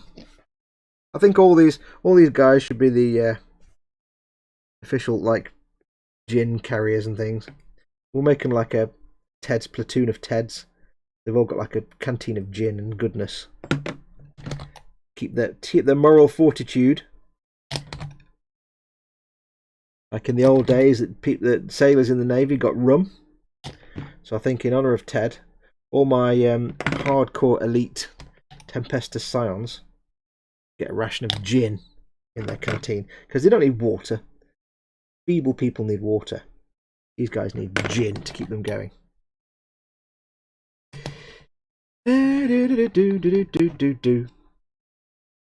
I'd leave as many bits off as possible personally if I was me, says Paul. No, I love painting all the little greebles and accessories and pouches. I love it.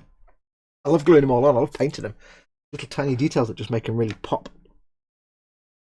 Because if you think of a soldier, you look at any soldier, they're not just going to walk out with their outfit and a gun. They're going to be walking on pouches and backpacks and belts and strapping and webbing and everything. I love covering them in all kinds of bits and bobs. I think Beyblade is off because somebody says happy sleeps, but I don't see the comment saying that they're going. Oh, I'm gonna. All right, gonna go and sleep. Bye now, guys. Thanks for coming in, Beyblade. Take care, buddy. Sleep well. Baseball caps are okay if worn correctly and with a curved brim. Worn correctly is not worn. That's the correct way to wear a baseball cap. Is not. But yes, you need to duck the brim like that. That's far too zoomed in, but you get what I'm saying. You need to duck the brim. Don't have it flat because that's just chud. Only chuds have it flat. Have it properly ducked and bent like that.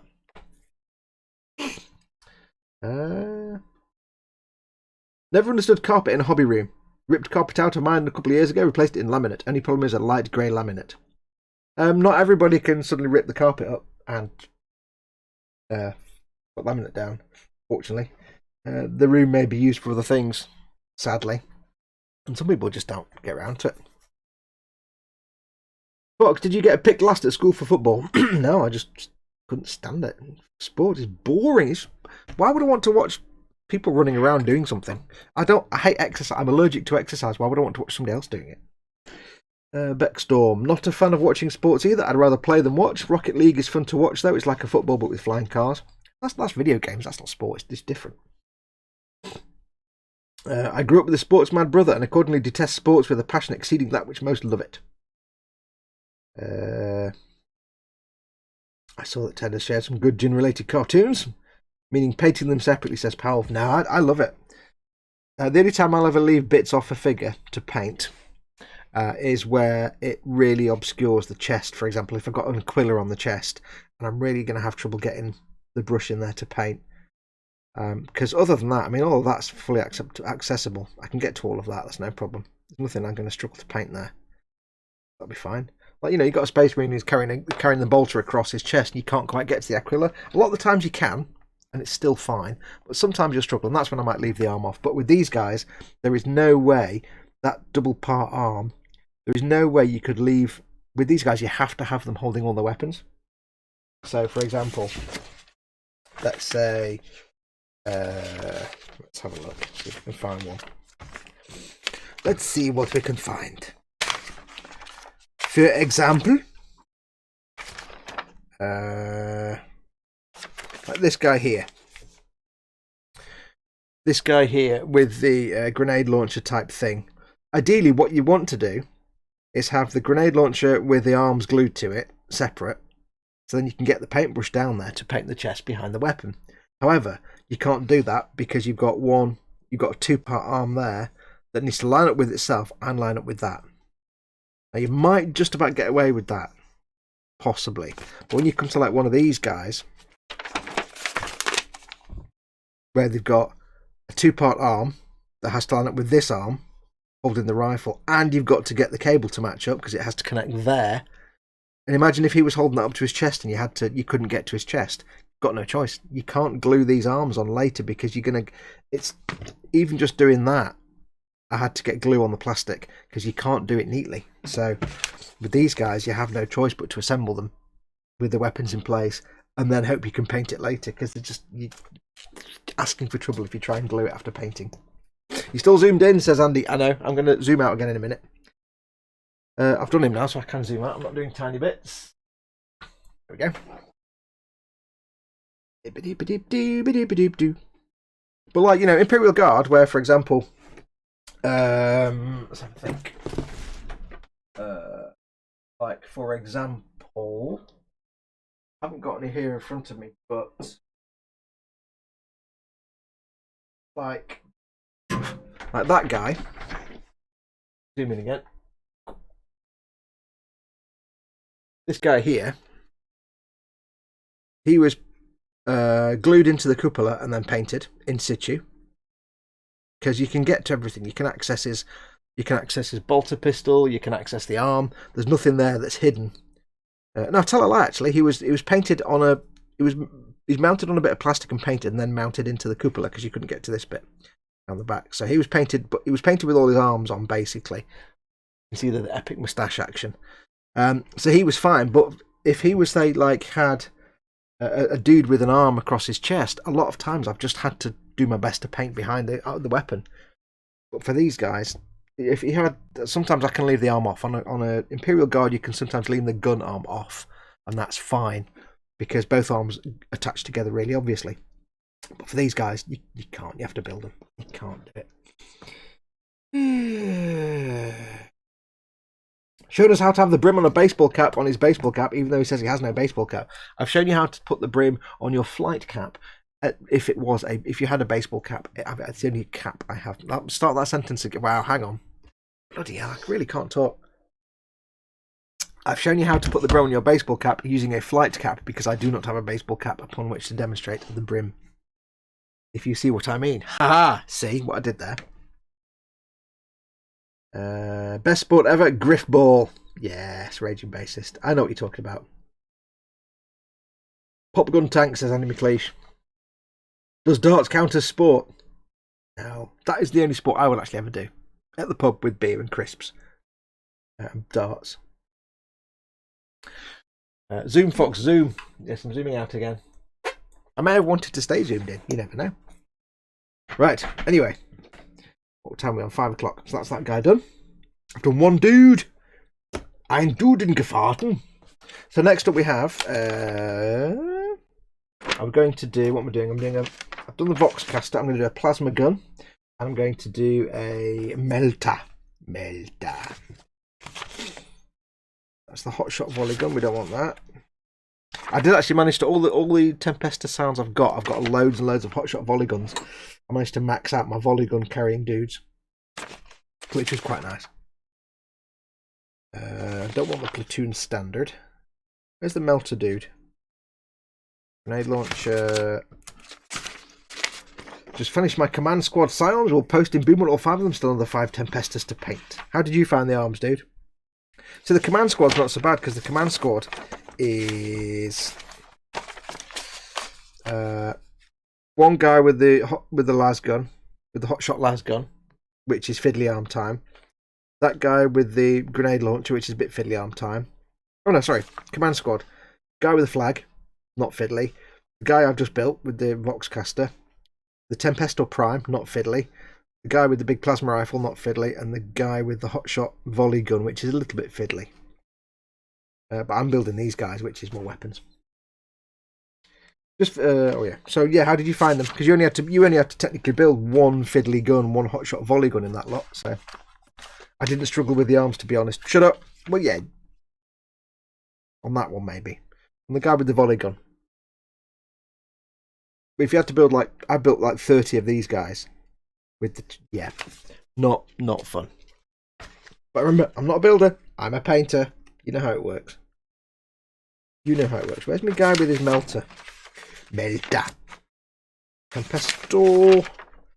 So my hotshot las gun, hotshot volley gun, grenade launcher, melter. See, this is a 2-arm job, but yeah. No, what's going to be the melter? Yeah, so I've got the melter to do, and that's 2 arms. I'll do the plasma gun first because that's another easy one. Do it on camera. I've not done plasma for command, says David Sanderson. I could go off you, I could go off you. It wasn't that hard. Right, so we've got this guy now. This guy is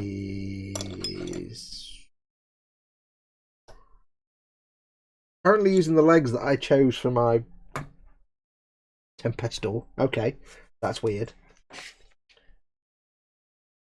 Please use the torso that you made for the Tempesta, even though you've used it on the Tempesta. Simpleton, never mind. Right, so we need a head and a arm, and that's it. So we need a head and then 47, 48, and the backpack. 30. Backpack number 30. Sean Wiles, Amazon, I've just delivered my Frozen 2 UHD, which I pre-ordered weeks ago. Didn't realise Elsa was essential. Dear. I'm assuming you've got kids then, Sean. If you haven't got kids, you need to go and sit on the step and think about what you've done. But if you have got kids, then we'll let you off. Yeah. Frozen. God, I hate Disney so much. Or Pixar, whoever that. I don't know. I just hate them. I hate Disney. So much. Head. Got Flagman, Cloakman, Telephone Man, Cannon Man, and Flamethrower Man, all with berets. So you've got the Standard Bearer, the Tempesta Prime, the Vox Operator, the Cannon Man, I think, is a grenade launcher, and the Flamethrower Man. So you've got You have a few NEX. So you've got the Tempesta with the easy arms. We got the guy I've just built, the Vox operator. Telephone man, cannon and flamethrower. So you've got the grenade launcher dude, which is a little bit fiddly, but not too much. And the flame and the cannon and the flamethrower, which is that one. Which again might not be too fiddly. I think I did one of those. That's very similar to the Imperial Guards version, but again, I don't know why they got these. I don't know why they introduced these split arms. It's really frustrating. They didn't need to do that. It's just unnecessary extra nonsense, basically. Yeah. Extra nonsense. I think the difference with the flamethrower is the tube goes into the back of the backpack. With the las guns and the hotshot volley guns, the tubes are split because they come from the backpack and from the gun and they meet in the middle, and that's the tricky bit. Like on this guy I've just done, the cable goes into the backpack so I can push it down and glue it in, but yeah. Yes. I'll put pics in the boom hut, Fox. Do put pictures. You should always put pictures in the boom hut. Always. All the pictures. All of them. All. If ever you have to ask the question, should I put pictures in the boom hut?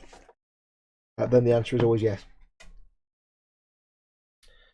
We have 47 and 48 for the weaponage. 47 and 48.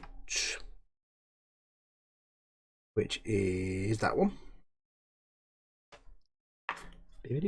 I do like the fact it's weird the way they give you those two like hotshot las guns in their sort of transport pouch, which are no use to you at all, really.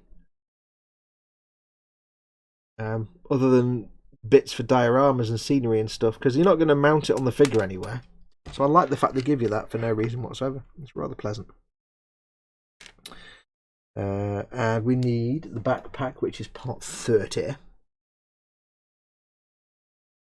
which I've already taken. See, this is the problem, you see. This is what frustrates me. Backpack, part 30 for the Tempesta. However, backpack for the Scion with the plasma gun, part 30. How many part 30s do I have? Will I have more than one or will I have one? No, I have one. So which one am I supposed to use then? I've already used part 30. Give me another 30 and I'll use that. There isn't another 30. You see what I mean? It's frustrating sometimes. So none of these are all the same. So I now have to sacrifice a backpack without making sure I don't sacrifice a backpack from somebody else. So I want to make the melter gun. He will need backpack 31. That's there. I can't use 31. I want to make the las gun. And for las gun, I've used 30, I've used 31. I can use 32, 33 or 34. So for this guy, I just need to make sure I'm not using a backpack that somebody else is going to need. I shall use 34 then. 34. I'm kind of setting myself blind now to not know where the weapons are going to go on this guy when I do the guy with the las gun, because I'm going to use up one of the backpacks, and that determines where his arms actually go. So I shall use. I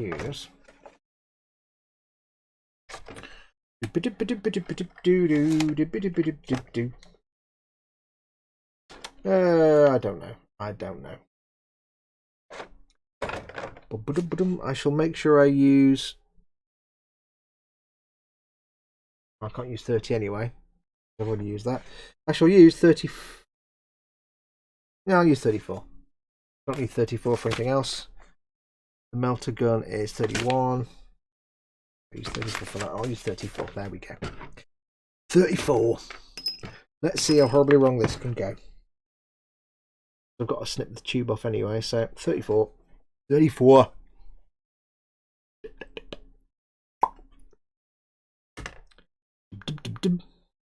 It is nice to give you the choice, but they kind of need to explain it a bit more. Because they're saying, use backpack 30 on this guy. Now use backpack 30 on this other guy. Wait, what? That's confusing. Do not confuse-elate me. We're talking about... I think 30 is the standard body imposed with different legs. Possibly. It's like the same thing as, like, to make the melter guy, the plasma gun, you use this body. But to make the Tempesta, you use the same body and legs. Now, again, it doesn't actually explain that. It's a bit confusing. Very strange. I think you could just mix and match however you want, basically. Raging Bassist. Ooh, gross model starts his orc truck. Yes, I had a look at the... I cast my vote on Chris's thing earlier on, and it does seem that the orc truck is possibly a good sign, a good thing for winning, unless he suddenly gets lots of votes for other things. It seems like a bit of a wash. But if you haven't voted yet, Chris will be doing his live stream at 8 PM tonight. Gross models. Warhammer Sunday, you all know it anyway. He'll be doing that at 8 PM tonight on his channel, so do go along and have a look. There is a poll on his Patreon page, which is patreon.com/grossmodels. See how good I am? And you can vote for what you want his next project to be. And there's various choices, but the only one you actually need to vote for is the orc truck, or orc battle wagon, I think it is. Whatever it's called. Orc battle wagon. Something like that. You need to vote for that one anyway. If you are moral and right of mind, you'll vote for the orc battle wagon / truck. Doodle doo doo doodle doo doodle doo. And then he'll announce that tonight, which one's won.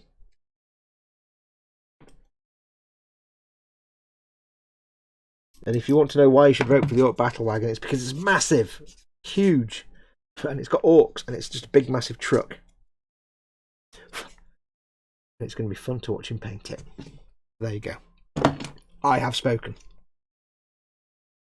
No, some weapons will only go with certain arms, but any torso can be fitted to any legs apart from Cloakman. Yes, I know. Each las rifle has a specific set of arms to go with it. That's why you've got to be careful. But each rifle has a specific backpack, because the cables are at different positions. So I have to be careful that when I give this guy a backpack, I'm not giving him a backpack that goes with the las rifle that somebody else is going to have. So like I was saying before, if you know, that las rifle has these two arms and that backpack, that one has these two arms and that backpack, because these are all designed to fit in a certain way. Now you can use any of these you want, as long as you use that rifle with that backpack and those two arms. So I didn't want to decide to use this rifle and glue all that together and realised I've used that backpack with somewhere else. So I'm just double checking I'm not going a bit wrong, making sure I'm not messing anything up. But I forgot the melter gun is going to be a two-handed job as well. Ugh. Yeah, sadness. Oh well, we'll get there. To me, a scriber getting a rare use there outside of plain modelling. Oh, I use mine all the time, dude. Do you want to know where it's the most greatest use place to use it? Plasma weapons. I'll show you. Most times this gets used. Oh, the chat fell over. Fantastic. You've got the little ribbed bit of the plasma rifle, or plasma weapons. Give it a quick sand, get it off the top, but that mould line will still go down into the recesses, so I am always doing this. Get your scribing tool and just run it between the little ribbed sections. And that way you get rid of that mould line down in the gaps. I love doing this. So satisfying. And on Space Marine armour, any kind of armour where you've got panel lines in the armour,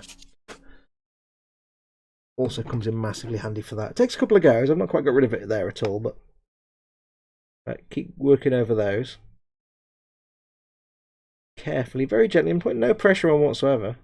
I'm not pushing down on it. I'm just letting it do it by its own weight.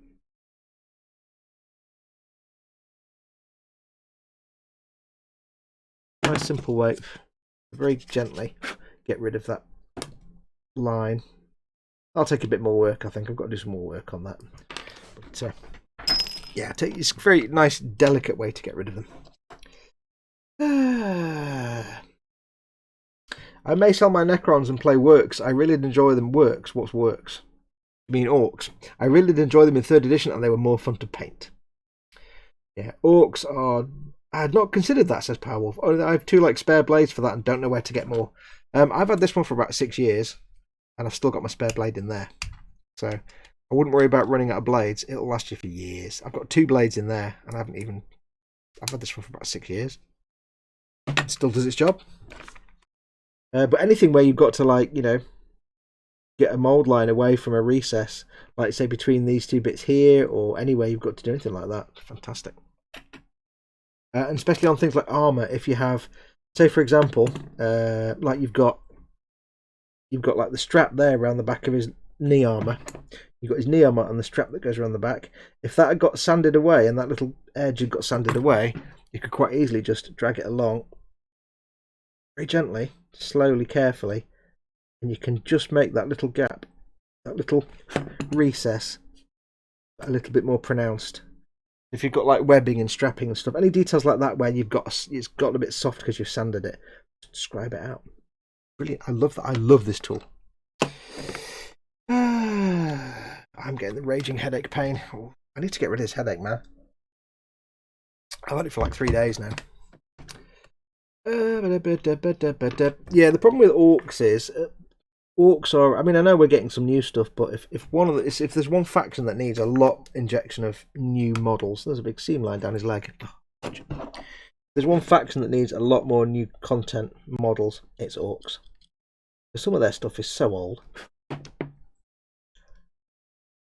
mean, now we've got some new vehicles and stuff and some new bits and bobs, but really, they're really begging for lots and more content.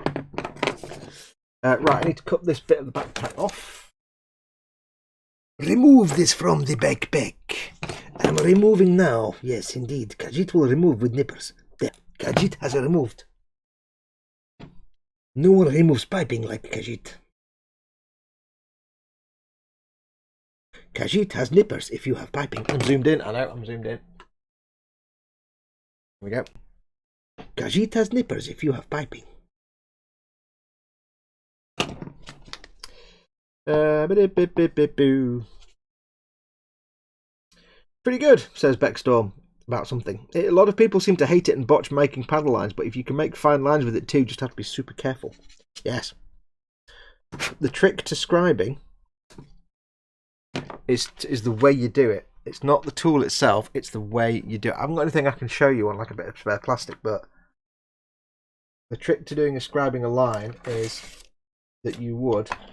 I've got nothing to demonstrate it on. If I find something I can do it on without going and getting my plastic card, which is a pain in the bum. If I was wanting to do a panel line, those that don't know how to do this, let me see if I can find my Dymo tape. No. Tape and balls, no. Dymo tapes, there we go. Dymo blade, there we go. Right, so one of the ways to do a panel line. Some people will just get a ruler and just like that, and it's like, you can do. What I use is Dymo tape. If I'm doing a panel line, get some Dymo tape, which is this. You get the thing, you press it, and it prints letters on the tape. That's what you need. You need this Dymo tape because it's rigid and firm. Rigid. Firm and rigid. Yeah, that is richtig. So you Dymo tape with this stuff on the back. What you would do. There are different forms of Dymo tape, so make sure it's the proper right messages and name tags type tape. You get the stuff off the back, which is the tricky bit. This is the challenging part. Backing off the tape.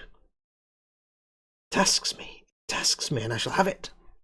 If I want to do a panel line, you do this before you paint, obviously, because this will rip your paint off. You stick your Dymo tape down. Get yourself your chosen scribing tool of choice. And what you do is, you simply run this along the tape. Now, the beauty of using the tape and not a ruler is you're not moving it because it's not going to move. You put the scriber alongside it. Now, imagine there's an edge here. In fact, let's move this. You can peel it up and move it again.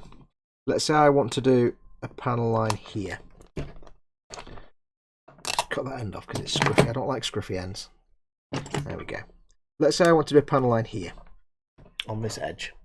Let me zoom in a little bit for you. So I want to put panel line here, and then later on I'll do one across here. Now, here's the trick. First of all, put your Dymo tape down. Normal tape won't work because normal tape is too flexible and wiggly. And what you do is you don't go straight from the edge. You start away from the edge. You place your blade alongside the tape, and you do not press down. You basically drag it in one direction using just the weight of the blade. And you do it again.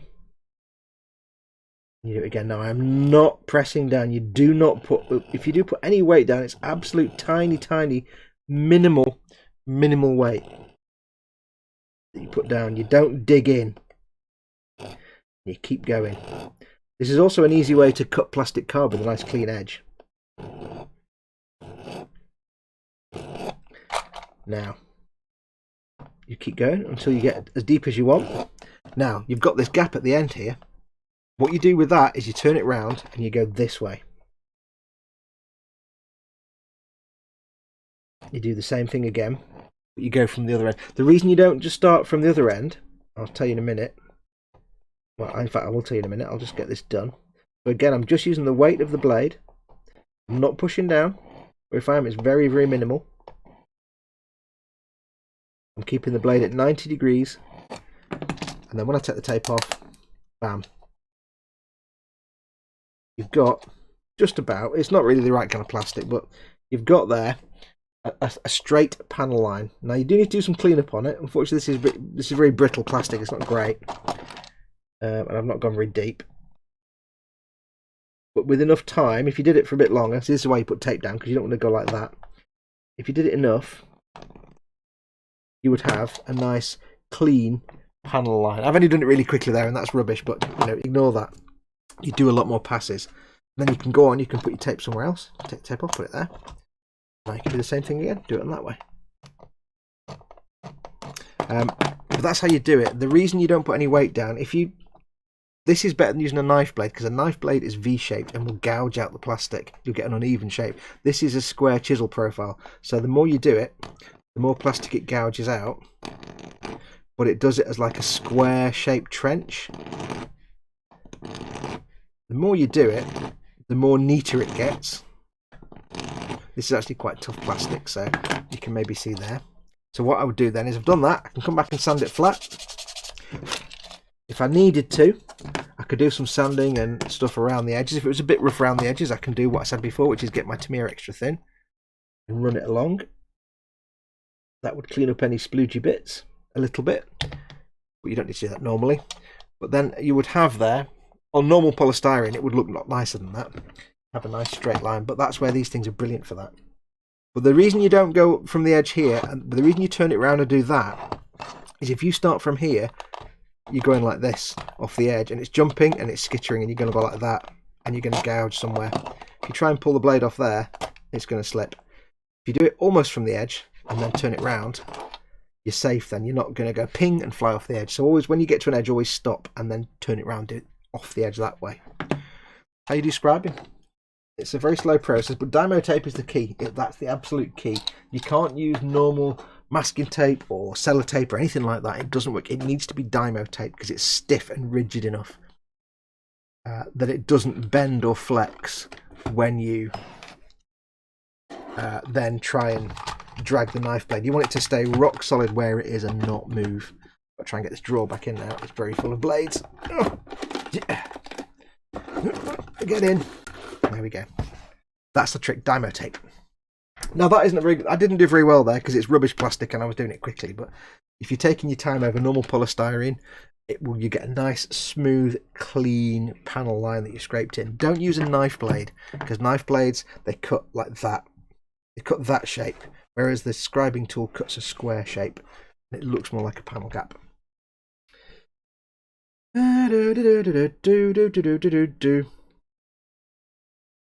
Apparently you need the old Dymo tape because the newer stuff is soft and rubbish for lines. That's the stuff I got. I only got it a couple of years ago, and it's just you just need Dymo tape that's for the little Dymo sign label makers. Madworks do specific tape in different widths for scribing. There's that if there's specific tapes there for scribing. The Tamiya scriber is good, but I've recently started using chisels, says Sean. Yes, you can also use chisels. I've just got a scriber because I don't need to do it. In terms of scribing actual panel lines, I don't need to do it very often. It's mostly for things like cleaning up seams on fiddly bits that I use this. So there's no point me buying a nice expensive set of chisels that I'm going to use like once. Whereas this, I'll get lots of use out of this. But yes, you can also do chisel. If you want to carve out more than just panel lines, like you want to carve out little recessed areas and things like that, that's where chisels come in really handy. Dymo bar, soft on the outside, chewy on the inside. Armadillos! Says Annie McLeish gets 10 XP for jumping to the reference and going, armadillos! Everybody outside the UK won't get that. Right, what I'm going to do, folks, my headache is absolutely creasing me right now. I'm going to have to take this thing off because it's probably doing me no favours. I might call it a show there because I'm struggling at the moment with the headache. It wasn't there about half an hour before I started. But putting these glasses on to do work and all the other bits and bobs has killed me. I'm wearing the visor of seeing. So I'm going to leave it there. I'll get these guys finished off later on. We'll be back, of course, next Sunday with the next lot. I'll probably crack on back with the Space Marine reinforcements that we're doing from Warhammer Conquest because they're just over there to the side. So I've got loads of those to do. You see how big a Space Marine is to a normal dude now? Normal dude, Space Marine. Yeah, they're kind of big boys, aren't they? Big, tall lads. Can't afford to get them chisel sets. For fine details, I hand draw details on using a pinhead scriber, says Beckstorm. Yeah, they're not cheap, proper decent chisels. There's no cheap, Captain. No cheap at all. I'll zoom back out again. I'll zoom in. There you go. Yeah, so I'll be back next Sunday anyway with more of this. I'll probably have finished these guys by then, so we'll carry on with this lot. Don't forget, of course, I am back tomorrow with the eModels live stream, emodels.co.uk, with Ted, Colin, and Chris, and me doing the eModels live show tomorrow. And then I'll be back next Saturday with Skyrim Saturday and Sunday with Warhammer Sunday, and I'll try and do as many live streams as I can during the week while I'm filming around the Falcon, just to give you somewhere to watch and hang out in the chat, because that's what all of us are doing this now. All of us, we're all doing this, as many streams as we can, just to give you a chat to hang out in with your mates. We're doing.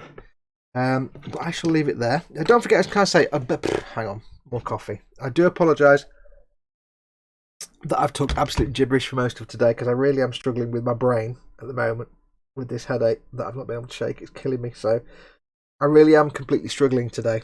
Miracle, I got 2.5 hours out of it. So I'm sure I'll probably just talk absolute rubbish all day and top speed, so I do apologise. I'm not well, you know. I'm not well. But yes, so thank you very much for watching. Don't forget, as always, if you'd like to support this channel, when I am streaming, you can use Super Chat. But don't forget, of course, do check out the links in the description below the video, emodels.co.uk. You can still place orders with them. They're still shipping orders. And, of course, Goblin Gaming. They're not shipping orders, but they are taking orders. So if you don't mind waiting for when they open again after the pandemonium, then do place your orders. I get a bit of income from that. And don't forget, of course, I've got my Amazon store and loads of other stuff in the description below this video. All the things down there. Go and use all those links. It's all good stuff. But don't forget, as always, to like and subscribe. That also helps me out massively. But we're going to leave it there. So anyway, take care. I really can't use my words. I really am struggling. I can't explain to you how much pain I'm in right now. Do take care. Go and do something awesome. I'm going to make sure my buttons work. Hang on, let me test my buttons. Slap it on. Button test is complete. Yes, go make something awesome.